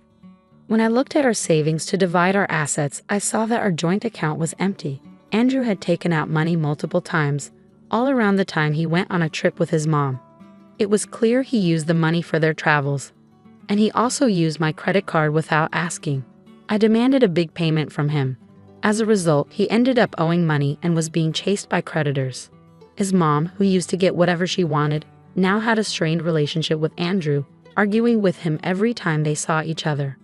It's funny how things turned out considering how spoiled he used to be.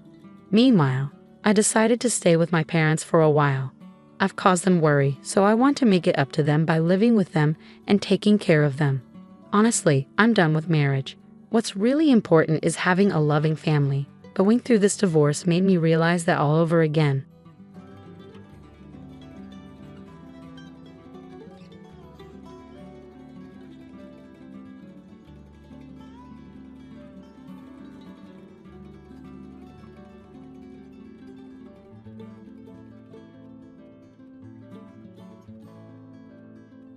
Hi, my name is Amy, and I work as a nurse. After another bustling day at the local hospital, a place I'm grateful has no night shifts, I finally arrived home, a bit later than usual. I'm home, I called out as I stepped through the door. Welcome back, came the cheerful reply from my daughter Janice.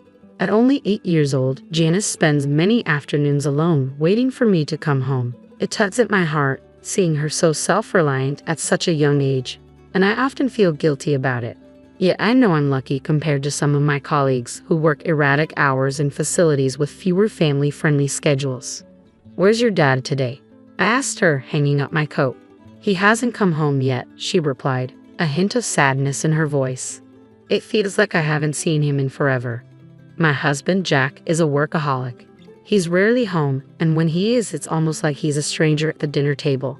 On his days off, he's at his mother's house, tending her garden or having dinner with her.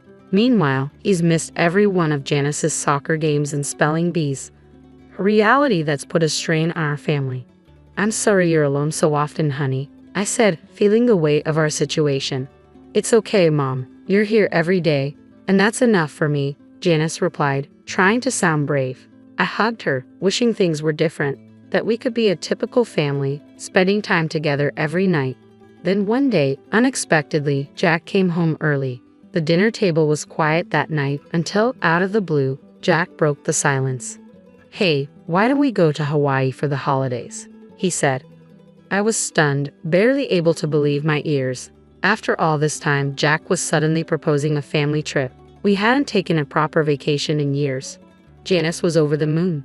"We can go to Hawaii. I want to go. I want to go," she shouted excitedly, her happiness infectious. Reluctantly, I agreed. I had mixed feelings about it, especially when I realized that Jack had planned the trip around his mother Charlotte's birthday. Despite my reservations, I couldn't deny Janice this opportunity. The day of the trip arrived, and both Jack and I were busy with work.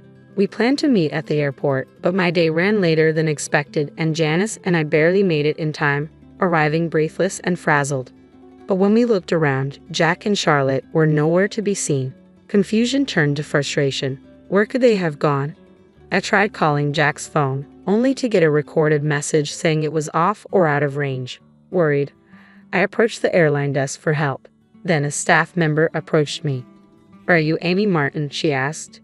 "Yes," I replied, startled. "I was asked to give this to you," she said, handing me a small note. I unfolded it, feeling a pang of dread as I read Charlotte's scrawled words. "It'll just be the two of us on this trip. If you can't be on time, we won't wait for you. Why don't you just camp out somewhere? Bye, Charlotte." My heart sank. Janice looked up at me with wide, anxious eyes. "What's wrong, Mom?" Trying to shield her from the truth, I forced a smile. "Oh, it's nothing, sweetie. It looks like your dad and Grandma went ahead without us. I'm sorry, but it seems we can't go to Hawaii." "But can't we get on another flight and go after them?" she asked, hope gleaming in her eyes. I hesitated. The cost of a last-minute flight was more than I could afford. "Yes, we can try," I replied, hoping my voice sounded convincing. Just then, a commotion nearby caught my attention. An elderly man collapsed a few steps in front of us. Instinctively, I rushed to his side, my nurse training kicking in. His breathing had stopped, and I quickly cleared his airway, finding it blocked by a bit of vomit. "Please, someone call an ambulance," I shouted, administering first aid. Paramedics arrived swiftly, and the man was taken to the hospital, where he regained consciousness. Later, he looked up at me and asked, "Were you the one who saved me?" "Well, yes," I replied modestly, a mix of relief and pride filling my heart. "I just did what anyone would do," I replied, modestly brushing off the praise. "That's not true," Raymond said, a mix of relief and gratitude softening his face. "Thank you so much. I thought I was done for." He introduced himself and insisted on showing his appreciation, though I assured him it was all in a day's work. After a few minutes of chatting, Raymond asked, "Were you traveling somewhere?" His question brought me back to the reality of our situation, and I wondered how best to explain the chaotic turn of events that led us here. "Yes, we were supposed to catch a flight to Hawaii," I said, feeling a wave of disappointment. "But we missed it. We were already running late because of my work schedule." Raymond's expression grew sympathetic. "That's a shame. I bet your daughter was excited," he said, glancing at Janice. "Why don't you just get another ticket?" Embarrassed, I admitted. "The truth is, we can't really afford to buy another one right now." I gave him a small, sad smile, not expecting anything from the conversation. Raymond seemed to consider this for a moment, then nodded with resolve. "As a thank you for saving my life, let me buy your tickets. That way, you two can still make your trip." "Oh no, I couldn't accept that," I protested, but Raymond was already calling over an airline staff member. After a quick conversation on the phone, he returned, smiling. "If I don't thank you properly, I'll never rest easy," he insisted, half joking. Just then, the note from Jack and Charlotte fell from my pocket, slipping away unnoticed in the commotion. Thanks to Raymond's generosity and insistence, Janice and I soon found ourselves on a plane to Hawaii, comfortably seated in business class, an upgrade that made our journey even more enjoyable. When we landed, I realized I hadn't confirmed where Jack and Charlotte were staying, a nagging oversight as we collected our luggage. As we exited the terminal, a man approached us. "Hello, are you Amy and Janice?" he asked warmly. Yes, that's right," I replied, surprised. "Nice to meet you," he said, handing me a business card bearing the logo of a well-known logistics company, sparking my curiosity. "The chairman of our company wanted to make sure you were taken care of," he continued, smiling. My eyes widened. "The elderly man I helped, he's the chairman." The man nodded. "Yes, thank you very much for what you did for him." I was stunned. It hadn't even crossed my mind that Raymond, the kind man we'd helped at the airport, was the chairman of a major company. The realization left me a little dazed as he continued, "We'll be taking you both to your hotel now, as per the chairman's instructions. Please enjoy your trip to Hawaii." A sleek black limousine awaited us, and as we stepped outside, I felt a mix of excitement and nervousness. I'd never been in such an elegant vehicle before, and I found myself checking my shoes, making sure they were clean before climbing in. Janice's eyes sparkled as she took in the plush, luxurious interior. "Wow, this is amazing," she exclaimed, her excitement infectious. As we drove through Hawaii's breathtaking landscapes, the views unfolding through the limousine windows seemed like scenes from a dream. Palm trees swayed against a perfect sky, and the air seemed to hum with that eternal summer feeling. After the chaotic start to our journey, I felt deeply grateful to have made it here, and Janice was captivated, her face pressed against the glass as she took in every detail. When we finally arrived at the Grand Hotel, its opulent exterior took my breath away. But as we approached the entrance, a sudden worry hit me. "Oh no, I didn't book a room," I murmured, concerned about the oversight. The man accompanying us quickly reassured me. "No need to worry. We've already reserved a room for you on the top floor." I hesitated.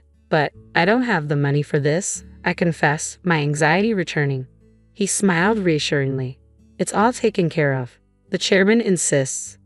I was overwhelmed by Raymond's generosity, and the VIP treatment felt like stepping into a dream. When we entered the hotel and were shown to our room, it turned out to be a lavish suite with an expansive view of the ocean, its vast windows framing a spectacular sunset. It was as if the whole room was a luxurious retreat, more beautiful than anything I'd ever seen. Janice and I stood in awe, gazing out at the stunning scene, filled with gratitude for this unexpected kindness that had transformed our trip into an unforgettable adventure. During our stay, we were assigned a dedicated staff member who was always available to help with any need. Each meal was a work of art. On one memorable evening, they prepared an exquisite steak right before us, turning dinner into a culinary performance that left us speechless. After such a lavish meal, Janice and I wandered around the hotel lobby, admiring the decor, when we suddenly heard a commotion nearby. Drawn by the raised voices, we moved closer to see what was happening, and to my surprise, I saw my husband Jack and my mother-in-law Charlotte in a heated exchange with the hotel staff. Confused, I called out, "Hey, what are you both doing here?" They turned, equally shocked. "Amy, why are you here?" Jack asked, his voice tinged with confusion. "We came here as planned," I replied, feeling my own confusion rise. "But why did you send that harsh note? You were the one who suggested this trip." Jack glanced at Charlotte, as if searching for backup, but then faltered. "Well, you were late. It's your fault," he stammered, trying to justify. Anger and sadness welled up in me. Yes, we were late, but telling us to just camp out was uncalled for. That wasn't right. Charlotte stood by, unmoved, which only deepened my sense of betrayal. Turning back to the hotel staff, I asked, "What's going on here?" Jack looked frustrated as he explained, "They won't let us check in. I don't understand why." Sensing we needed answers, I addressed the hotel staff member directly. "Is there a problem?" The staff member's tone turned serious. "We were informed that these individuals abandoned our important guests, your daughter and yourself. As per our instructions, we're not permitted to offer them accommodations." In an instant, the pieces fell into place. Raymond's influence was clear. As the chairman of a major company and a man of strong principles, he'd evidently taken a protective stance toward us. Jack and Charlotte's faces reflected both shock and confusion as they began to understand the depth of Raymond's involvement. "What is going on here?" Jack muttered, looking both bewildered and uneasy. "It's a long story," I explained, "but essentially, Raymond's making it clear he won't tolerate what you did to us." This trip had taken an unexpected turn, revealing complexities in our relationships and a surprising ally. Jack shook his head, clearly puzzled. Who even knows about all that? Reaching into my bag, I pulled out Raymond's business card, the one given to me when we arrived. Jack's face drained of color as he read the name. This "This is from a major client of mine," he stammered, his hands beginning to shake. Charlotte turned pale too. "Are you saying you know the chairman of this company?" "Yes," I replied. "I helped him when he collapsed at the airport, and to thank us he booked our flight and this hotel." Charlotte's face lost all color, and she seemed to sway on her feet. "Mom, are you okay?" Jack asked, reaching out to steady her. I approached cautiously, concerned despite the tension. "He's in the same gym club as me," Raymond explained. "I see him occasionally, and everyone there respects him. But what a coincidence this is."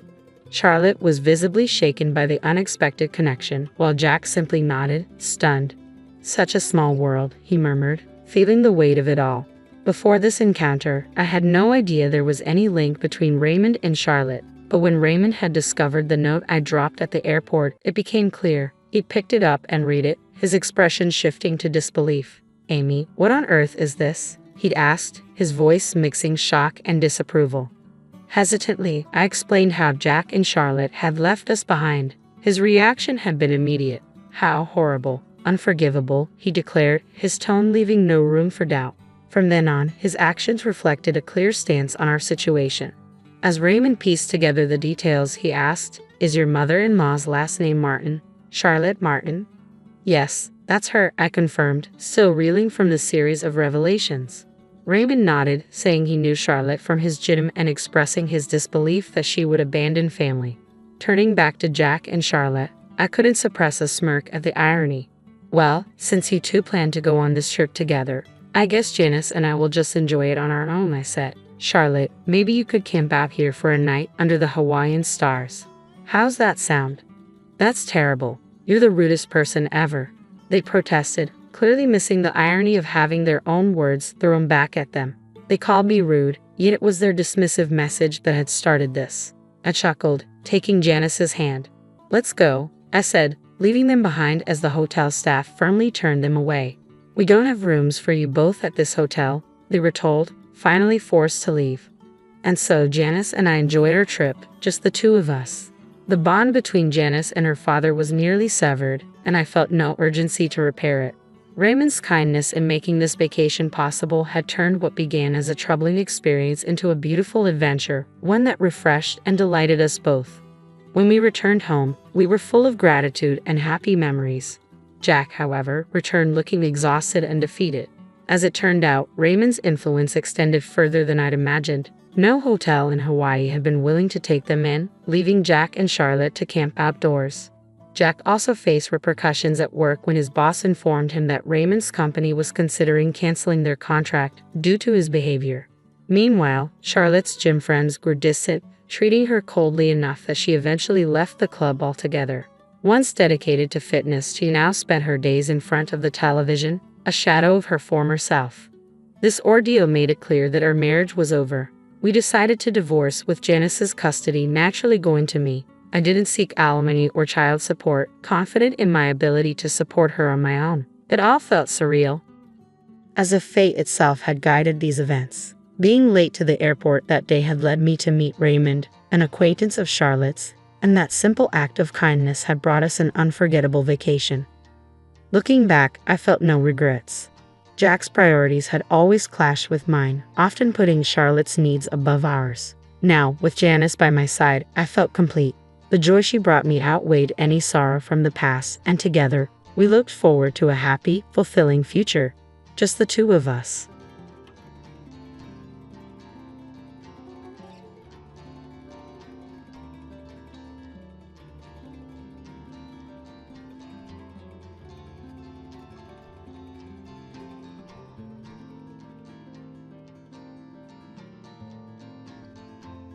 My name is Diana, and there was a time when I believed my life was perfectly in order. I had a successful career as head of marketing, a loving husband named Bob, and a stable, comfortable existence. I was proud to be financially independent, diligently paying off our mortgage with my earnings. Family was central to us. Bob's younger brother, Nathan, and their mother, Judy, were constants in our lives. Their father had passed away some years earlier, making the brothers especially protective of their mom. Watching Bob's devotion to his family only deepened my affection for him. At first, Judy seemed genuinely fond of me. During family gatherings, we'd chat over coffee, and she often asked about my job in marketing. She'd nod with what seemed like genuine respect as she commented on the importance of my work.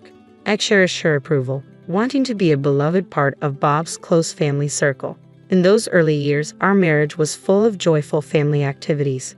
Weekend barbecues, holiday feasts, and spontaneous game nights. I remember one particularly lively Thanksgiving at Judy's house, with laughter filling the air and conversations overlapping. "Pass the gravy, will you?" Bob's uncle would jovially call, and Judy would playfully retort, smiling as she passed the gravy boat. Surrounded by Bob's family, I felt a genuine sense of belonging. But an unsettling undercurrent surfaced during a New Year's Eve gathering at Judy's. While refilling my wine in the kitchen, I overheard her in the living room making a snide remark about what Bob's cousin Lori was wearing. Lori, a single mother, was struggling financially, and Judy's words were cutting. "That dress must have cost all of $10, she scoffed, implying Lori was out of her depth among those more financially secure. My heart sank with embarrassment for Lori. This wasn't the warm, welcoming family I thought I knew. Over time, the teasing that I brushed off as harmless revealed itself as something far crueler. Judy regularly huddled with Bob and Nathan, casting judgmental glances at other relatives and friends, whispering and snickering as they shared derisive comments. I felt the sting of this cruelty on Easter Sunday when Judy mocked another relative's new car. "Probably got it from the buy here, pay here lot," she speculated with a smirk. "She'll be paying it off until she's 70. I couldn't hold back. "Hey," I interrupted, my voice sharper than I intended. "Don't you think that's a bit much? Janet can probably hear you." The room went silent as Judy looked up at me with thinly veiled disdain. "Well," she replied sarcastically, "looks like we've offended your delicate sensibilities, Diana." Bob and Nathan exchanged uneasy glances. "I just think it's rude," I said, my voice steady despite my racing heart. "Why do you always have to put people down?" Judy's smile faded. "If you don't like it, you don't have to listen. Why don't you go sit somewhere else?" Feeling slapped, I turned to Bob, hoping for his support, but he only looked down. "Fine," I said tightly. "I will." After that day, family gatherings became a lonely ordeal. I'd sit by myself, nursing a drink, while Bob stayed glued to his mother's side. Occasionally, he'd send an apologetic glance my way, but he never came to sit with me. One evening, after an especially tense dinner, I felt the weight of this divide settle heavily between us. I couldn't hold back my frustration any longer. "Why don't you ever stand up to her?" I asked, my voice trembling with a mixture of hurt and anger. Bob sighed deeply, his hand running through his hair in distress. "She's my mother, Diana. What do you want me to do?"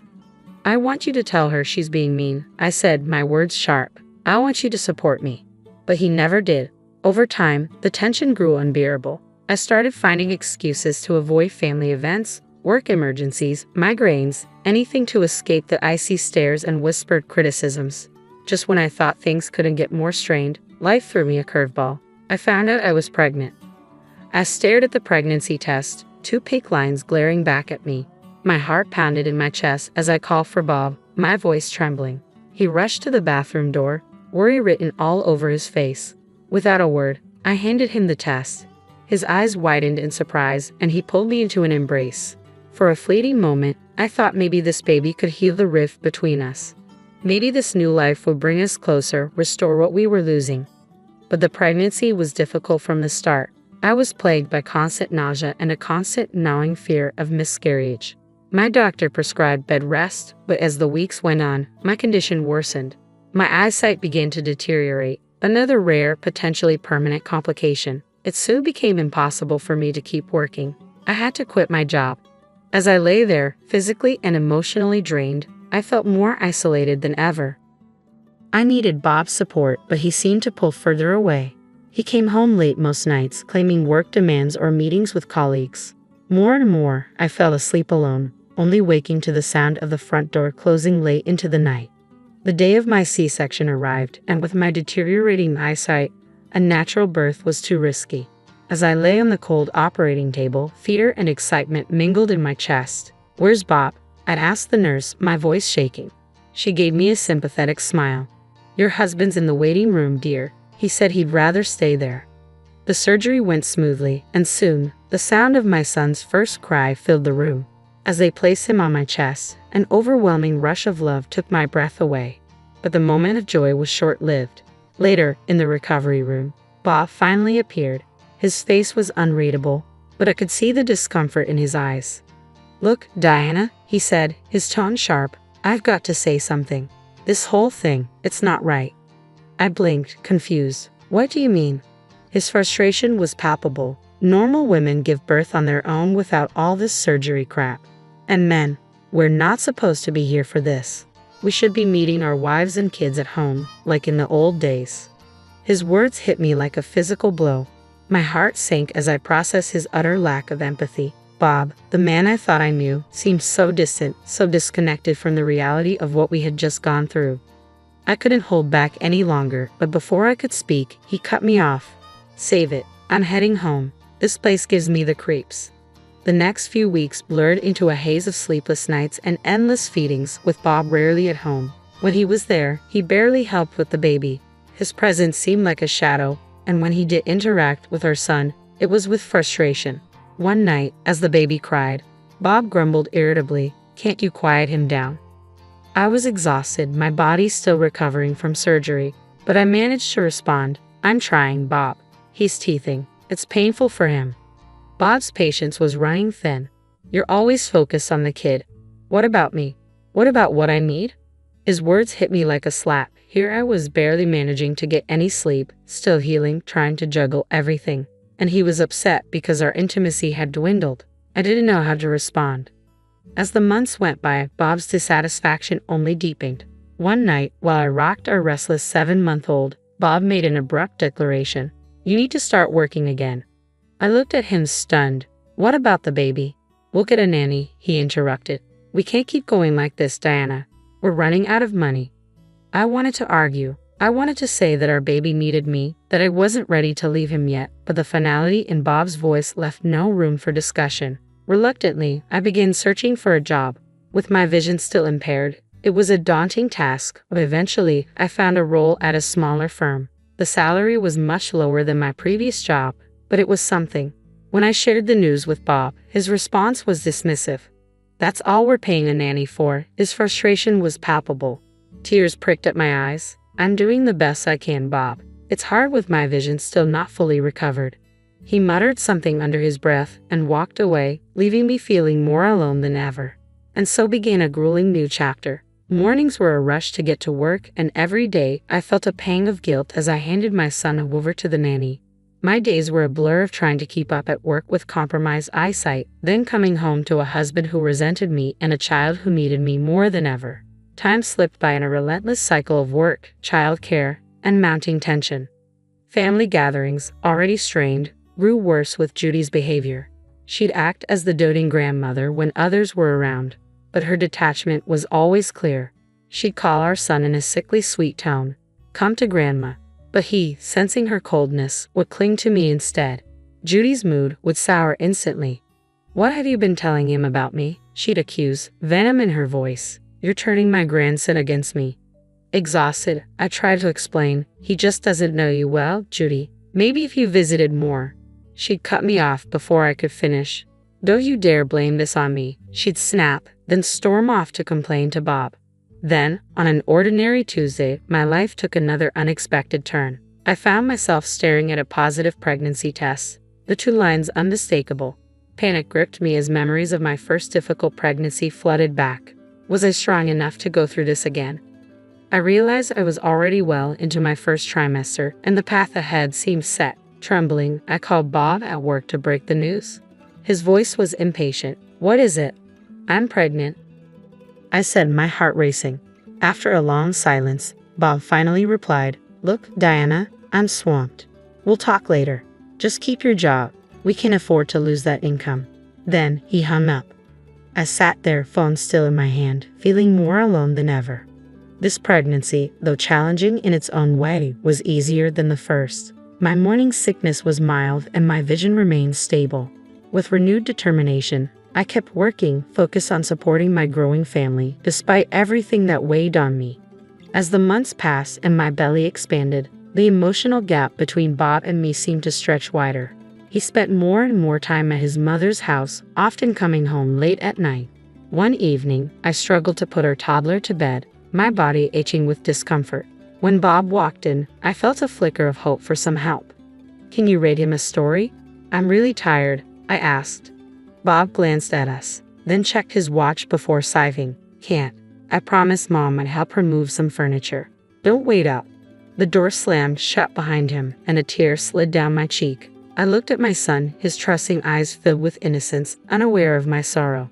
Then I glanced down at my growing belly, my heart swelling with love for the child I hadn't yet met. As my 7th month of pregnancy approached, Thanksgiving was just around the corner. The house started to fill with guests in the afternoon. My parents arrived early, my mom immediately donning an apron to assist in the kitchen. Friends and family crowded in, their laughter and conversation adding warmth to the house. Just as I was finishing setting the table for dinner, the doorbell rang again. It was Nathan, Bob's younger brother, and he wasn't alone. "Everyone, this is Victoria," Nathan announced, his face lighting up as he introduced his fiancée. The room fell momentarily silent before erupting in congratulations. I forced a smile, trying not to let the flicker of envy I felt show. Bob's face brightened at his brother's happiness, and I couldn't help but notice the contrast to my own growing sense of isolation. Judy arrived shortly after, her eyes widening with appreciation when she saw Victoria. Well, she exclaimed, her voice dripping with enthusiasm, a sight for sore eyes. Throughout dinner, Judy showered Victoria with attention, peppering her with questions and hanging on to her every word.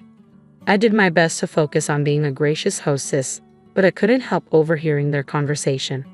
"So, Victoria," Judy said loudly, making sure everyone could hear, "Nathan tells me you're a manager at National Bank. How prestigious." Victoria nodded, her discomfort evident. "Yes, I've been there for about 4 years now." Judy beamed. "You must be doing very well for yourself, unlike some people who can only pop out babies and breed poverty," she added, casting a pointed look in my direction. My cheeks burned with humiliation. I felt the sting of her words, but beside me, my mother tensed, ready to come to my defense. I gently touched her arm, silently pleading with her to let it go. Judy's voice dripped with false sweetness as she continued, "Victoria here makes $120,000 a month. Now, that's the kind of daughter-in-law I've always dreamed of. Smart, beautiful, successful." Tears welled up in my eyes. I thought about all the years I'd spent working hard to support our family, paying the mortgage, and building a career I was proud of, all of it now seemingly forgotten. "I think we should continue this lovely evening somewhere more suitable," Judy announced, standing up.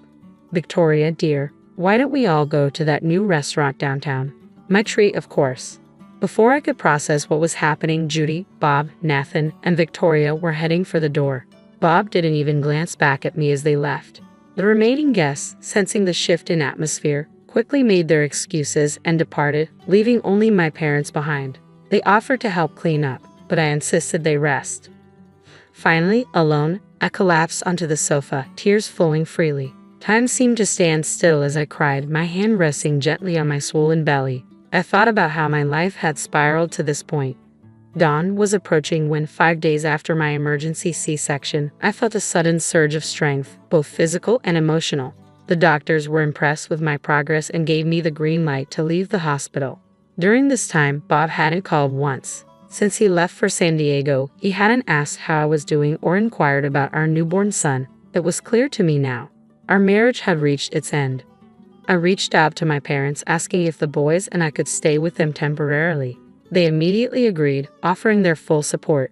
While staying with them, I had the chance to rest and recuperate as they lovingly doted on my sons. I began researching divorce lawyers and gathering the necessary financial documents.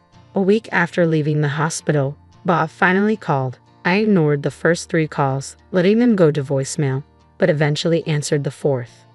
"Where the hell are you?" Bob demanded, his voice a mix of anger and confusion. "Why aren't you at home?" I took a deep breath, trying to remain calm. "I'm at my parents' house with our sons. I filed for divorce." There was a stunned silence on the other end of the line before he scoffed. "Divorce? Are you kidding me? After everything I've done for you?" I felt my anger rise. "What I've done? You mean abandoning me right before I gave birth? Or draining our savings?" "Get over it," he shot back dismissively. I'll pay you back. No problem. In fact, I don't even want to see you again. You know why? Because I'm going to be rich.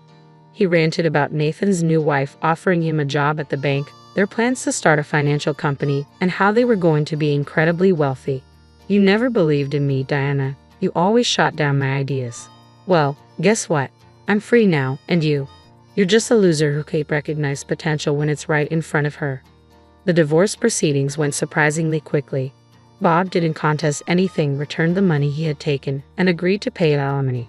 When it came to the house, I had years of mortgage payments logged that proved I had been the primary contributor. The judge awarded me the house without hesitation. The day I moved back in with the boys, the house now officially mine, Bob was there packing up his last belongings. As I entered, holding the baby and with our toddler by my side, he sneered. "Enjoy this dump while you can," he spat. "I'll be in a mansion soon, swimming in cash. You'll see what you missed." He left, and with his departure, I felt an overwhelming sense of relief. The house suddenly felt bigger, brighter, like it was finally mine again. A year and a half later, life had settled into a new routine. I had returned to work and found a balance between my career and motherhood. Though it wasn't always easy, my boys and I were happy, healthy, and thriving. One ordinary Tuesday, my phone buzzed with a news alert that made my heart stop. The headline read, "Local banker exposed as fraud, leaves family in ruins." The article revealed a shocking scandal. Victoria, Nathan's wife, had been orchestrating an elaborate con. She had convinced Bob, Nathan, and Judy to invest heavily in a non-existent financial company, draining their savings and even mortgaging Judy's house. Victoria had never actually worked at the bank. The office she had shown them was a rented space, a mere facade for her fraud. She vanished with millions, leaving behind nothing but counterfeit documents and shattered dreams. To make things worse, an extra loan had been taken out to cover Nathan and Victoria's extravagant wedding in San Diego, the same event that had prompted Bob to abandon us. As I continued reading, a whirlwind of emotions hit me: shock, confusion, and, I'll admit, a hint of satisfaction. The aftermath was devastating. Unable to repay their debts, they lost everything: home, cars, even personal possessions, taken by creditors. I heard from others that Judy had resorted to working the cashier job just to scrape by enough for a small apartment and basic groceries. Bob and Nathan were in similarly dire straits, their dreams of affluence completely shattered. As I processed the news, a deep sense of relief washed over me. I had divorced Bob just in time, sparing my children and me from the financial ruin that had engulfed my former in-laws. Just when I thought I had moved on, Judy's number flashed on my phone. Despite my better judgment, I answered. Her voice was weak, a stark contrast to her usual commanding tone. "We need your help," she began, her words laced with desperation. "The children need their father and grandmother," she pleaded, emphasizing the importance of family during these hard times. I took a deep breath, memories of past betrayals flooding back. Thanksgiving alone, being abandoned before giving birth, the constant insults. "Family," I echoed, my voice firm. "You were concerned about family when you left me alone, pregnant and in peril. You weren't worried about family when you drained my savings or called me a loser." Judy tried to interject, but I cut her off. "I'm sorry for your troubles, Judy, but the choices made by you, Bob, and Nathan are not my burden. My children are my priority, and I will not allow your chaos to disrupt our lives. Please don't contact us again." I hung up and immediately blocked her number, feeling a significant weight lift from my shoulders. It was over, once and for all.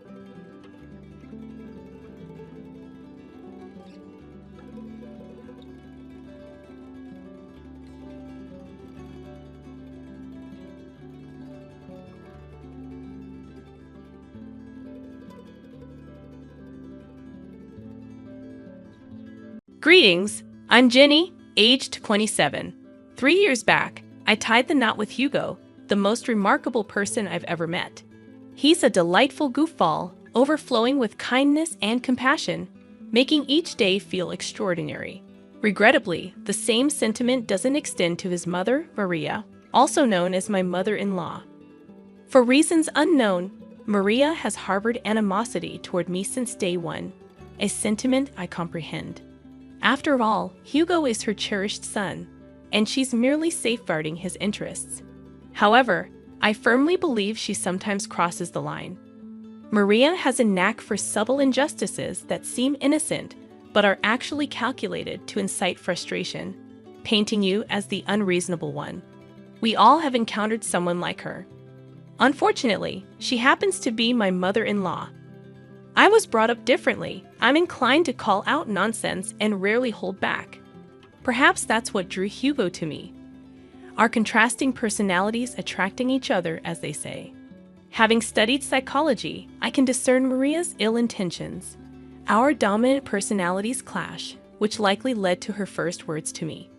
"Jenny, don't you think it's time to stop eating so much?" The table fell silent, stunned. Mortification painted my face pale as Hugo Kyle, my father-in-law, and Maria's son, reacted. Hugo, though embarrassed, admonished his mother. "Mom, that's terrible to say. Jenny can eat as she pleases." Maria backpedaled, claiming concern for my well-being, citing old photos where I appeared better. Despite my embarrassment morphing into irritation, I kept calm, not wanting to cause a scene during our initial meeting. I graciously accepted her unsolicited advice. As time passed, such incidents increased in frequency and intensity.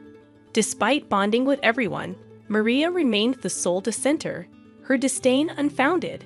Even Hugo's childhood friend, Kirak, embraced me. Yet Maria persisted, even on my wedding day, behaving like a bridezilla, trying to undermine me. No, her hair should be in an updo like mine was. But you look so ugly. Maria's antics persisted, but amid the turmoil, I cherished the love and acceptance from the rest of Hugo's family. The gasps from the bridal party were audible, yet I found myself, unsurprised, having grown accustomed to such situations. In an attempt to rectify her words, my mother-in-law hastily backtracked. "Oh no, darling, that's not what I meant. You have the potential to look so much better. I see a lot of myself in Jenny. She's a bright young woman.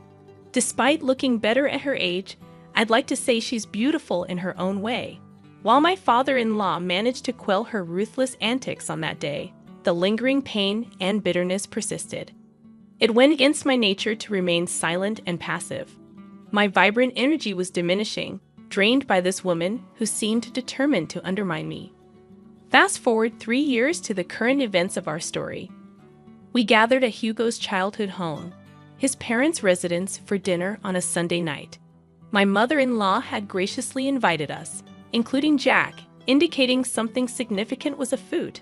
I had my suspicions, which were later confirmed, making the dinner plan seem more calculated. As the evening unfolded, my mother-in-law seized everyone's attention, announcing an important revelation. Armed with a paper, she began reading. "Attention, everyone. I have an announcement. Since my birthday is approaching, I want to share my plans. We're going to Hawaii." The paper confirmed the trip, met with excitement from everyone at the table. "That sounds fantastic." "What? Amazing news, Jenny. I've always wanted to go to Hawaii. This is great news. I'm so excited. Thanks so much, Ma." "Actually, you're not coming." "Honey, what do you mean? This wasn't part of the plan." I made some last-minute changes and canceled her ticket before incurring extra charges. So, my ticket was already purchased, and she just canceled it. Why does she hate me so much? Mom, what are you talking about? In the ensuing chaos, Jack and I remained silent. Harsh words flew back and forth until Maria finally offered an explanation. Okay, fine. I'll tell you why I thought Jenny shouldn't join the family event. As I'm getting older, I want to spend my remaining years with those I care about most. Unfortunately, Jenny doesn't belong on that list. Mom, really? What's wrong with you? Nothing's wrong with me. I'm just saying Jenny can't be considered family since she's not related by blood. By that logic, Jack shouldn't go either, right? He's not technically family, as you're stating. But we all know that's preposterous. He is part of the family. Since Hugo and Jenny got married, she's family too. Well, Jack is different. He's always been here, our sweet baby angel. But Jenny hasn't. I'm just not comfortable with her on the trip. It's my birthday, and I get to decide. Come on, Jenny, we're leaving. My resolute no reverberated through the room, capturing everyone's attention, including my adversary, who had been struggling to contain a smile. However, her expression turned serious at once. "Maria, it's been evident from the start that you harbor disdain toward me. For 3 years, I've endured your unbearable behavior. Do you think we're blind to your actions? Do you believe we don't see your narcissism? Watch your tone, young lady. Remember, you're in my house. And it won't be for much longer. In fact, I'm about to leave. But before I go, there's something I need to say." I addressed my beloved husband, whose eyes burned with anger as he looked at his mother. "Darling, I love you completely, and I've tried to weather this storm for so long. But it's clear now that your mother will never embrace me into this family, no matter how hard I try or how often I hold my tongue. She'll always find fault with me. You should go on this trip. You can't miss it. Despite her quirks, she's still your mother, and you love her, and she loves you. So go. Don't worry about me. I'll manage." Turning to my mother-in-law, who appeared stunned by my words, I continued, "And as for you, unfortunately for you, I'm in love with your son, and I'm not going anywhere. You might think you can push me out, but I'm here to stay. Even in Hawaii, you'll be thinking of me because, let's be honest, I think you're fixated on me. How dare you? I ought to slap you right now. I'm not done. You're fixated on me, obsessed with tearing me down, and I can't fathom why when all I've done is extend kindness and patience, even when you didn't deserve it. But enough is enough. If you don't want me in Hawaii or consider me part of the family, fine. But I will always be here. As long as I breathe, I'll be here for Hugo, Kyle, and even Jack, but never for you." In that moment, I realized I had finally silenced her. She stood with her mouth agape, seemingly searching for words that her mind wouldn't allow. I bid farewell to the other family members, kissed my husband on the cheek, and headed towards the exit. "Let me drive you home, at least. I can't let you take a cab. Don't worry about me, babe. I love you, and thank you for loving me. But I'll be fine. You have a trip to discuss." "Okay, if you say you'll be fine, I'll believe you. Oh, don't forget your purse." "Right, my purse. I left it in the kitchen." Upon reaching the kitchen, where Maria had retreated, presumably to catch her breath after the altercation, I encountered her. "What do you want?" "Don't worry about me, sweetheart. I'm just here to collect my things." "Well, make it quick. I want you out of my house. I can't believe you said those things to me." With that, she swiftly stormed out, too filled with anger to see me off. In that moment, I scoffed at her absurdity, grabbed my purse, and noticed a piece of paper next to it. Assuming it was the trip itinerary, I grabbed it to sneak a peek at what I was missing. As I began to read, I discovered Maria's handwriting. "Dearest Jack, you've always been like a son to me, and I love you dearly." Oh, it's a letter to Jack. A bit strange, but I suppose it's thoughtful. For some reason, my curiosity led me to read further. "The love and care you've shown me throughout the years will never be forgotten. Regrettably, even in my son Hugo's case, I feel the love we once shared is no longer there." Wait, is she saying she loves Jack more than Hugo? That can't be right. Persisting in reading the letter, each line intensified my astonishment. The revelations were difficult to fathom. Although I recognized it wasn't my place to read the letter, I couldn't help but be grateful for stumbling upon it. After absorbing its entirety, I paced the kitchen, contemplating my next steps. Suddenly, it struck me. Everyone who needed to know about the letter was in that room. It was time to act. Rereading the letter to confirm its contents, I sauntered into the dining room, where only 3 pairs of eyes met mine. "Jenny, I am profoundly sorry for what my wife is subjecting you to. Don't worry at all. You're coming to Hawaii with us. She's just going through a rough patch right now. I'll talk to her and make her see reason. I don't know what's gotten into her, but I'll sort it out, I promise." "Kyle, please don't concern yourself with me. As I mentioned, I'm fine. In fact, I've stumbled upon some interesting news that I need to share with everyone, especially Hugo." Hugo and Jack perked up, a flash of worry crossing Hugo's face. Perhaps he feared I was overwhelmed and considering a divorce. Whenever I complained about his mother, he'd empathize, marveling at how I endured her antics. I'd reassure him it was my love for him that kept me going. Noticing Maria's absence, I inquired, "Where is Maria? She needs to be here for this too." I mentioned earlier, she's a bit under the weather after your confrontation.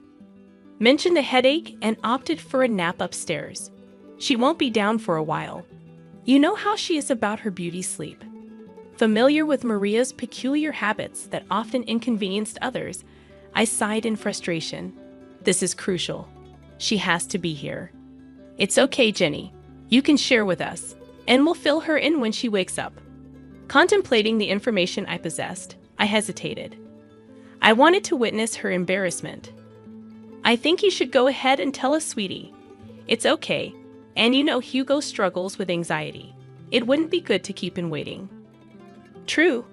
Hugo's anxiety could escalate quickly, and I observed him beginning to fidget in anticipation. All right, I'll share with you what I found. While I was in the kitchen, gathering my purse and preparing to leave, I stumbled upon something intriguing that I believe you all need to know about. Retrieving the paper I found, I began to read aloud. It reads, "Dearest Jack, you know that you have always been like a son to me, and you know that I love you dearly. And the love and care you have shown for me throughout the years will never be forgotten. I hate to admit it, but even when it comes to my son Hugo, I feel as though the love we once shared is no longer there. Hugo and I just don't see eye to eye like we used to, and honestly, I think it's because of Jenny. Ever since he married that girl, he no longer has time for me. He doesn't love me, and therefore, I don't think I love him. I love you, and you are my son. With that being said, I want to let you know that I am going to update my will so that you inherit all of my belongings and not Hugo. I know it might hurt him, but honestly, at this point, I don't care. It's that wretched Jenny girl. She's the one who has poisoned my love for him. I hope you receive this letter well. The reason why I didn't want to approach you about it in person is that, and it pains me to admit this, I couldn't risk seeing the rejection on your face. I know you love Hugo like he's your brother, and most likely you won't approve. But I don't care. I'm giving you everything. The money, the house, the cars, and even my small businesses. They're all yours, whether you like it or not. If you want to talk about this further, please call me, and we can discuss it. I look forward to hearing your response. I will love you forever and always, your second mom." After finishing the letter, I glanced up to witness a flurry of mixed emotions. Kyle appeared on the verge of tears. Jack seemed stunned, but Hugo looked like he was on the brink of losing his temper. I can't believe she said all those things. Is she serious? So, she'd exclude me from her, well, just to spite me and Jenny? She's officially lost her mind, guys. I don't even know what to say. This has gone too far. I'm fed up with her toxic behavior. What are we going to do? In that moment, I had an idea.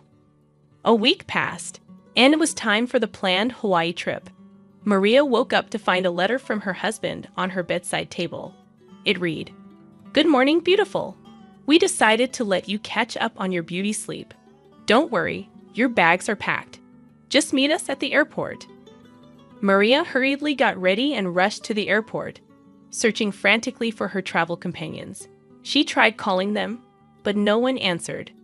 Assuming they had already boarded, she boarded her flight, hoping to catch up with them in Hawaii. During the 12-hour flight, she landed and video called Kyle. "Hey, Kyle. Where are you guys? I woke up late and found your note, but none of you were answering. I assumed you boarded without me. Where are you? Let's start the festivities." "That won't be happening, Maria." "What do you mean? Where are you?" "I'm at home." "What? Why are you at home?" "You see, Maria, Jenny brought some important information to our attention last week, and since then, we decided we'd rather spend time in Florida with her than anywhere else with you." Maria gasped. "You think we wouldn't find out?" "What, my baby? Don't baby me. You were really going to cut me out of the will, Mom." Who? How did you even find out about that?" "Oh, that wretched girl you despise so much. Jenny found your letter in the kitchen. I don't know what you're talking about, Maria. Lying right now is only adding more nails to the coffin. Jack, tell them? You've got to believe me. I did nothing of this sort. We all read the letter, Maria. The game is up. But I didn't do anything. Jenny is making everything up. Oh, am I? You are so pathetic. It actually makes me sick.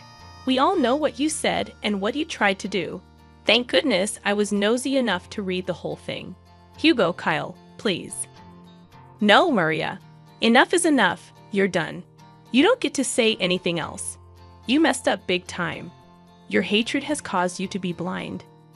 Now you have to suffer the consequences of being alone on your birthday because of what you've done. I hope you can use this time in Hawaii to reflect on your actions. But I'll be alone. It won't be fun. Maybe people would like to hang out with you more if you weren't such a raging witch. Have fun. And with that, Kyle hung up the phone.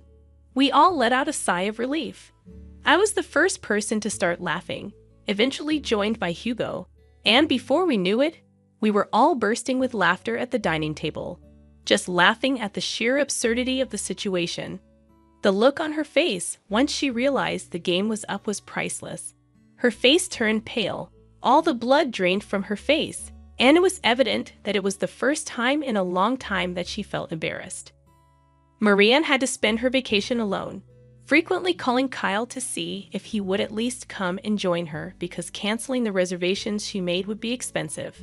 But every time he kept denying it, stating that when she comes back, they were going to have to implement some ground rules if she still wanted to be married to him. Maria began to be very apologetic and frantic, a complete 180 from her usual demeanor, which was genuinely surprising. Hugo also mentioned that if Maria still wanted to be in his life, she had to make a drastic change in her attitude. Otherwise, he was ready to walk out of her life forever. Their relationship remained rocky, and Hugo asserted that if Maria ever disrespected him again, even with the smallest snide remark, he would cut her off completely, just as she had planned for him.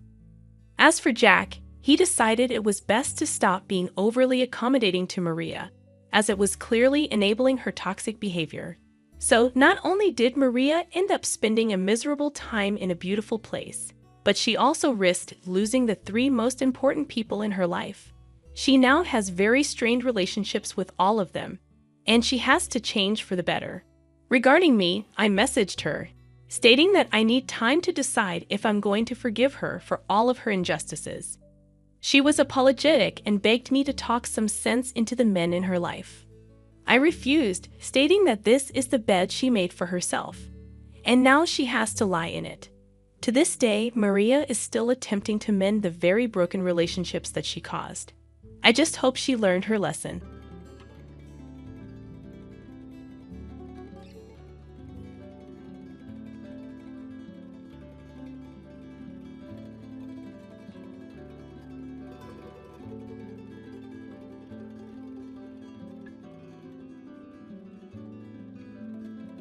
Well, it appears that our less educated daughter-in-law, the unremarkable Plain Jane, is about to grace us with her singing. Come on, step onto the stage, you ugly duckling, my mother-in-law sneered. It was my sister-in-law's wedding reception, and I was coerced into performing a solo, as was customary whenever my mother-in-law found an opportunity to belittle me. Her audacity to humiliate me, even on such a joyous occasion as my sister-in-law's wedding, was beyond my comprehension. What's taking so long? Hurried up? She's getting impatient. Her voice hardened. Okay then, I will. Excuse me. I stood up from my seat and slowly made my way towards the stage. I'm Erica, 33 years old, living with my 4-year-old daughter Janice and my husband Paul, who's the same age as me. We're in our 8th year of marriage. Orphaned as a child, I was raised by my grandparents but chose to be independent, dropping out of high school to work at a local factory. Paul and I reconnected at a high school reunion when we were 21, hit it off, and started dating. 3 years after Paul graduated from university, we got married. Since then, I've been supporting him, managing our household chores, and raising our daughter while working part-time. Mom, teach me how to sing. Janice has been asking me recently. Neither Paul nor I had any intention of forcing music onto her, but I have a background in music, having been the president of the choir club in high school. I still love singing and even take voice training lessons as a hobby. Janice developed an interest in music naturally, and I hope that one day we can perform together with Paul's music. Returning home 3 days later, my mother-in-law called, resuming her habit of belittling me since she discovered I dropped out of high school. She often showered me with insults, criticizing my abilities and family background. She wasn't my favorite person.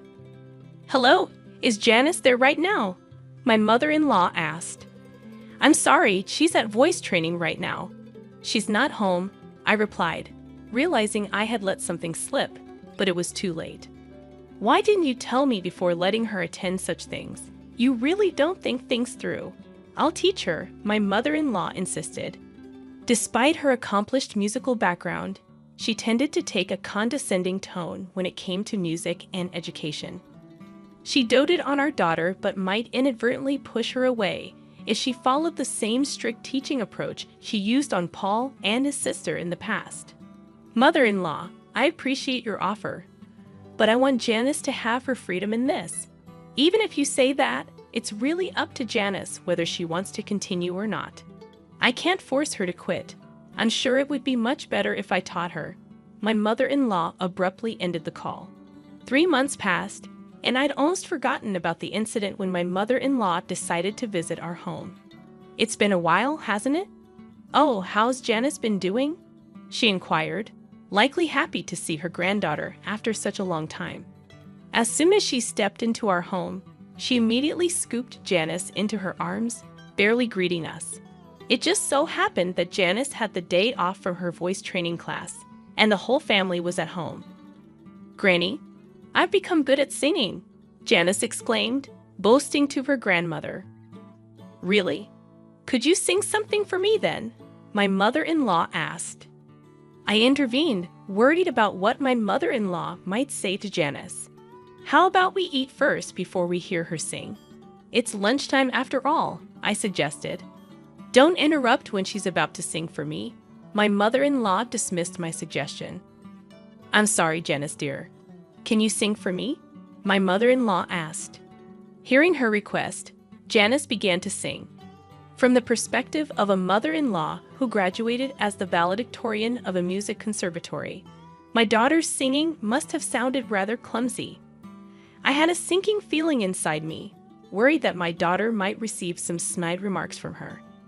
However, my mother-in-law applauded and praised my daughter, saying, "You did well. You've practiced a lot." Far from making any sarcastic comments, she thanked her grandmother, seeming happy to be praised. I sighed in relief, thinking that even my strict mother-in-law wouldn't make snide remarks to her granddaughter. I thought Mom might say something. I was a little worried. Paul whispered to me with a look of relief on his face.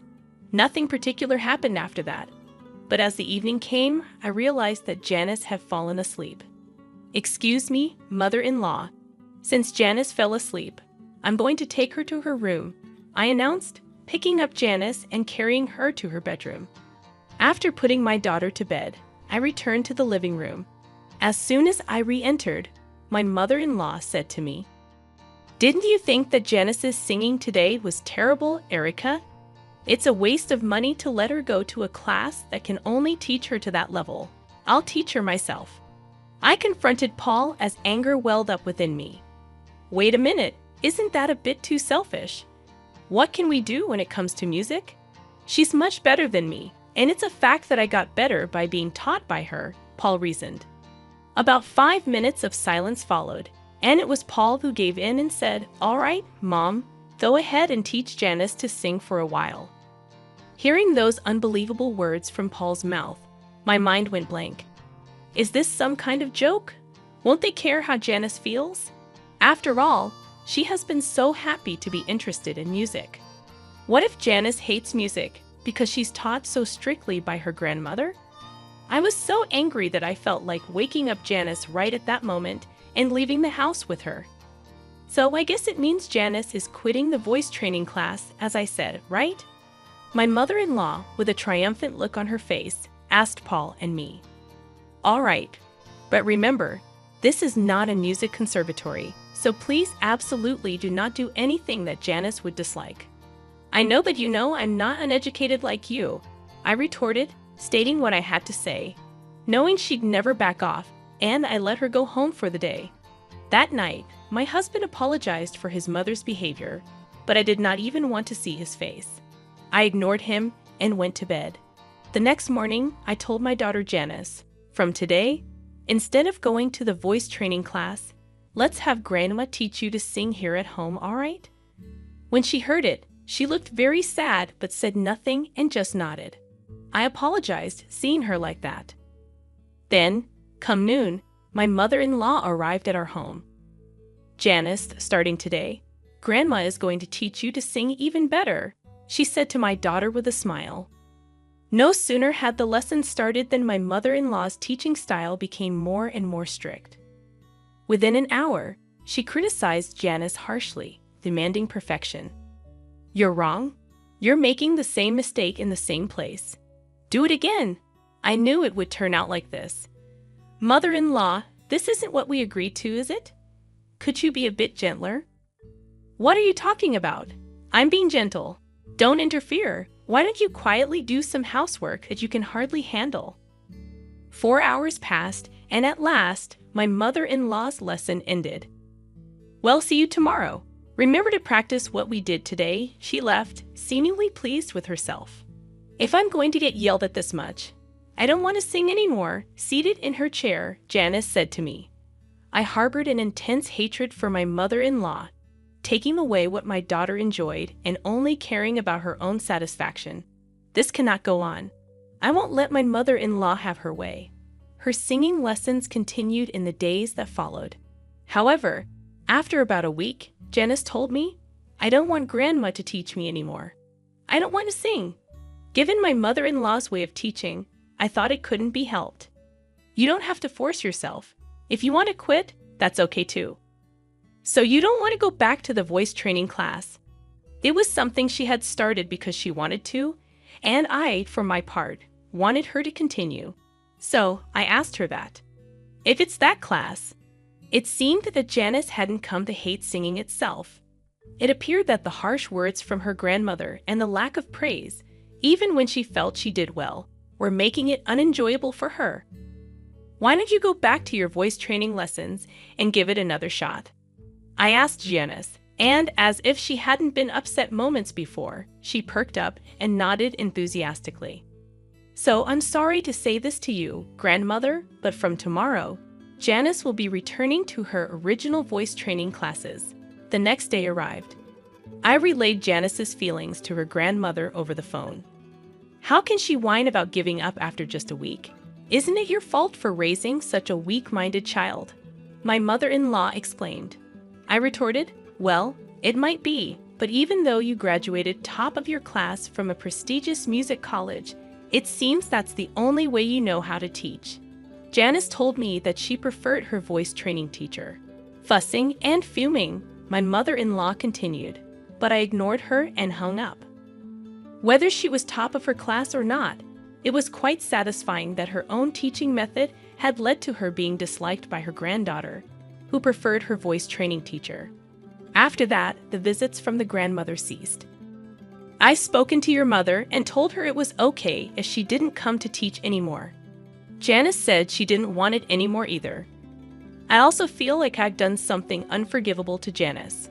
Back in the day, my mother was very strict with me about music, so I couldn't say anything. But I thought she wouldn't be so harsh on her granddaughter. I'm really sorry, I confessed to my husband Paul that night. When I relayed this to him, he seemed deeply regretful and apologized. I was so angry when Paul suggested quitting Janice's voice training class and having the grandmother teach her. I almost felt like punching him, but fortunately, Janice didn't come to hate music, so I decided to forgive him. 2 weeks later, Paul said, my sister is getting married in a month, and she asks us to perform. I had never performed at someone else's wedding before. What kind of performance is she expecting? I was planning to bring a few people from my band and do a small concert, but my sister really wants you and my mother to sing as well. Hearing that the grandmother would also be performing, I reluctantly accepted Paul's suggestion. So, does that mean I'll be singing with your mother? Well, yeah, that's how it seems. Singing with my mother-in-law of all people, I wondered if it would be all right. But if I happened to sing better than her at this performance, I wondered what she'll say. I started practicing the very next day, but there was no sign of my mother-in-law practicing at all. Mother, aren't you going to practice? I'm fine. I'm much better than you, even without practicing. After all, practice is something that people like you, who are not very good, need to do. I tried asking because I was curious, but the only response from my mother-in-law was sarcasm. I decided it was a waste of time to engage with her and focused on my own preparations.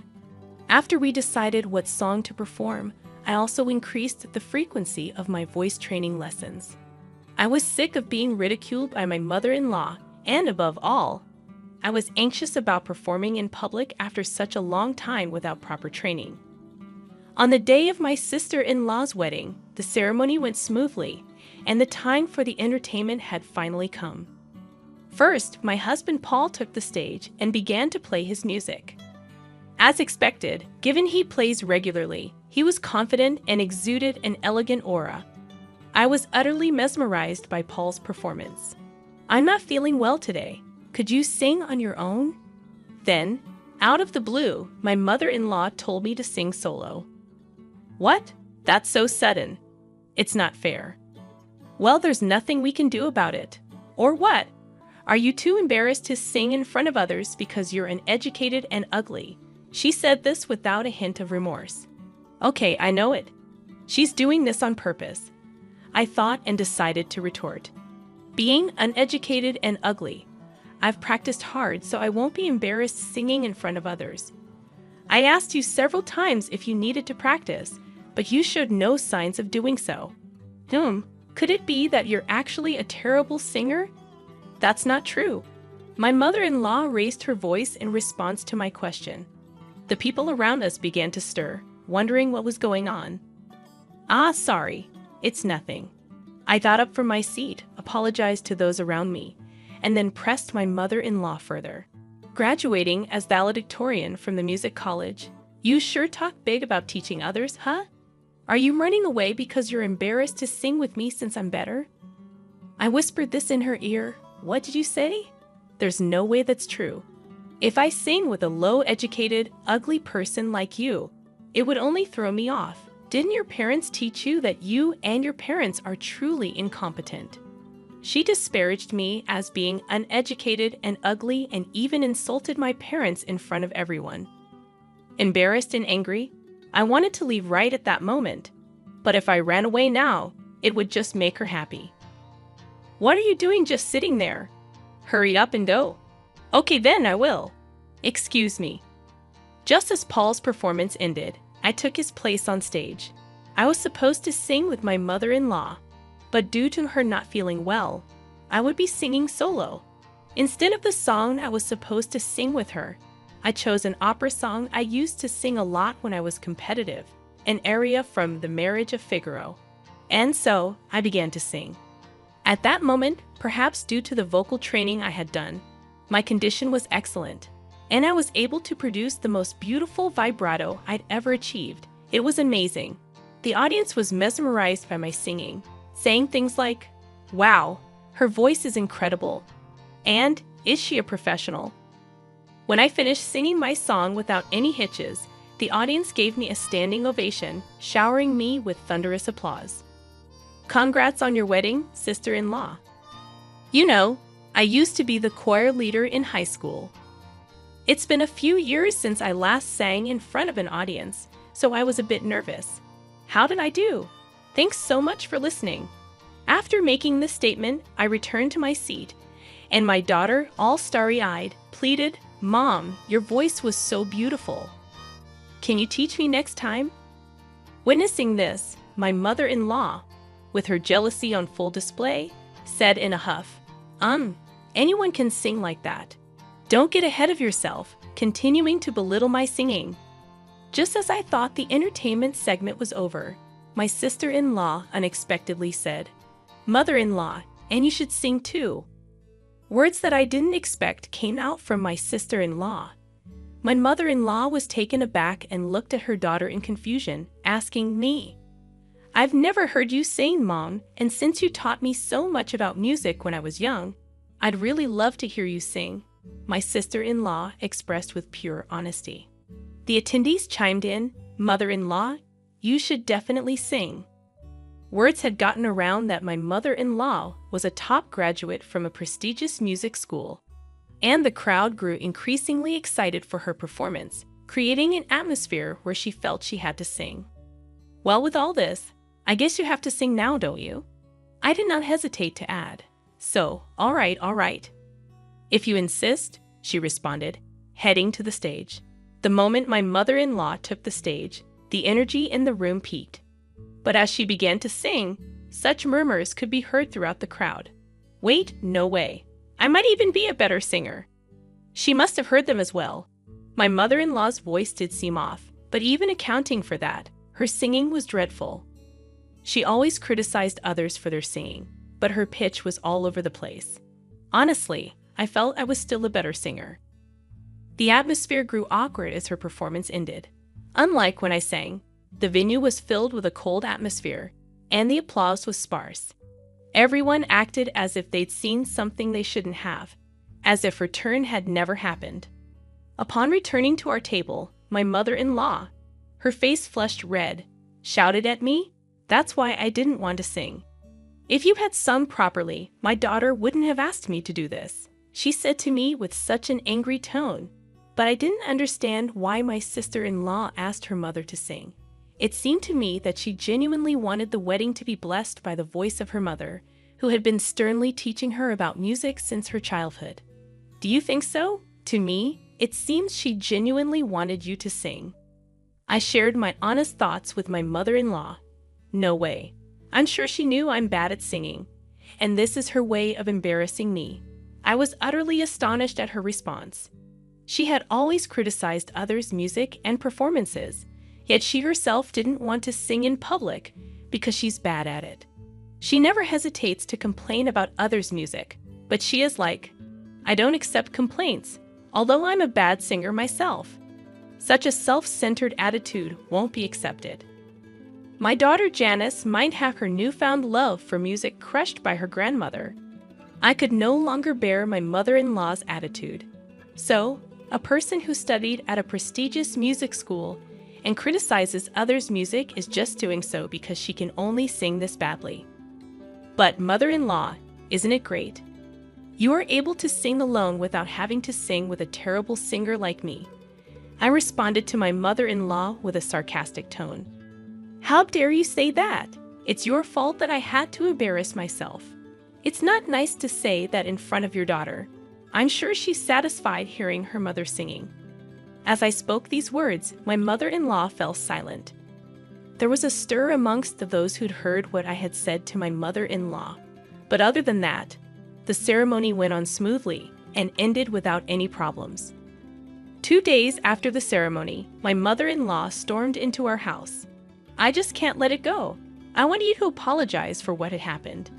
I was surprised by her sudden visit, but retorted, "What exactly am I supposed to apologize for? I wasn't aware that your singing was that bad. Instead, I think you owe us an apology." "What do you mean? I have absolutely nothing to apologize for.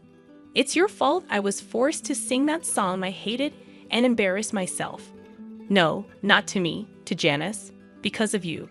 Janice almost came to hate the music that she had started to enjoy. "Even though you graduated from a prestigious music school, why would you torment a child who has developed an interest in music just because things didn't go your way? Is that what you learned from your music school? I haven't received any musical training from you, yet I was able to sing at the reception and even received applause.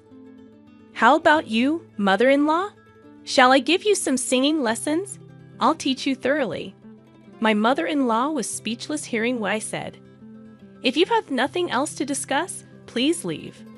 I won't tolerate you interfering with our daughter or my husband's music anymore."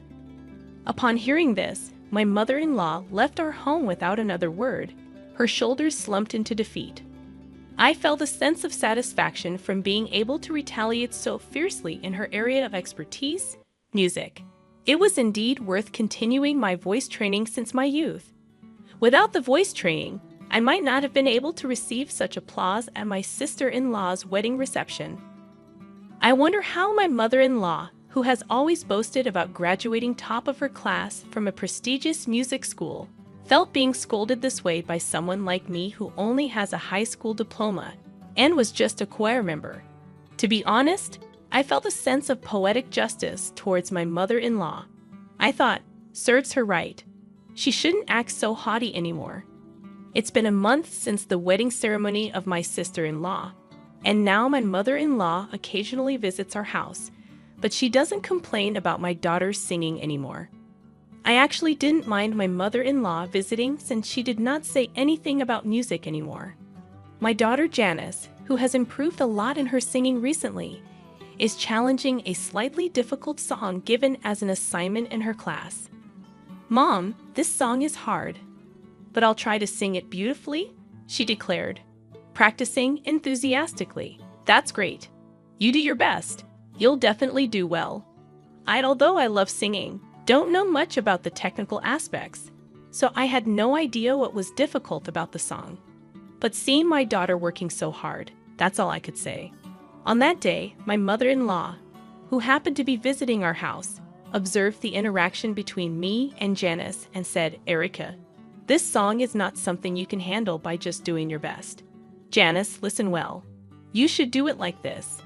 It was incredibly kind and patient of her, which was unimaginable given how she used to be, to explain until Janice understood. "Oh, thank you, Grandma.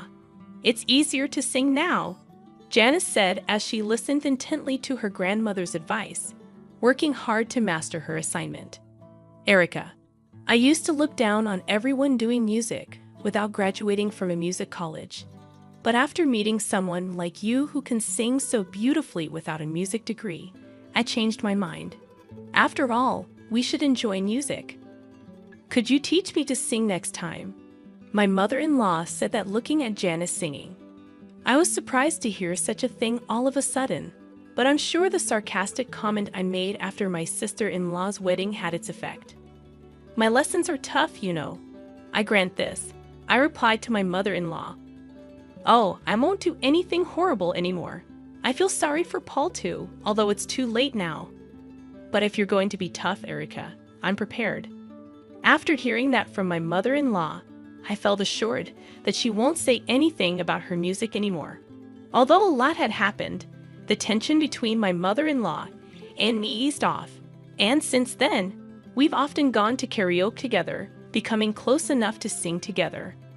I hope that one day when Janice becomes even better at singing, the four of us, me, Paul, Janice, and my mother-in-law, can have a fun jam session.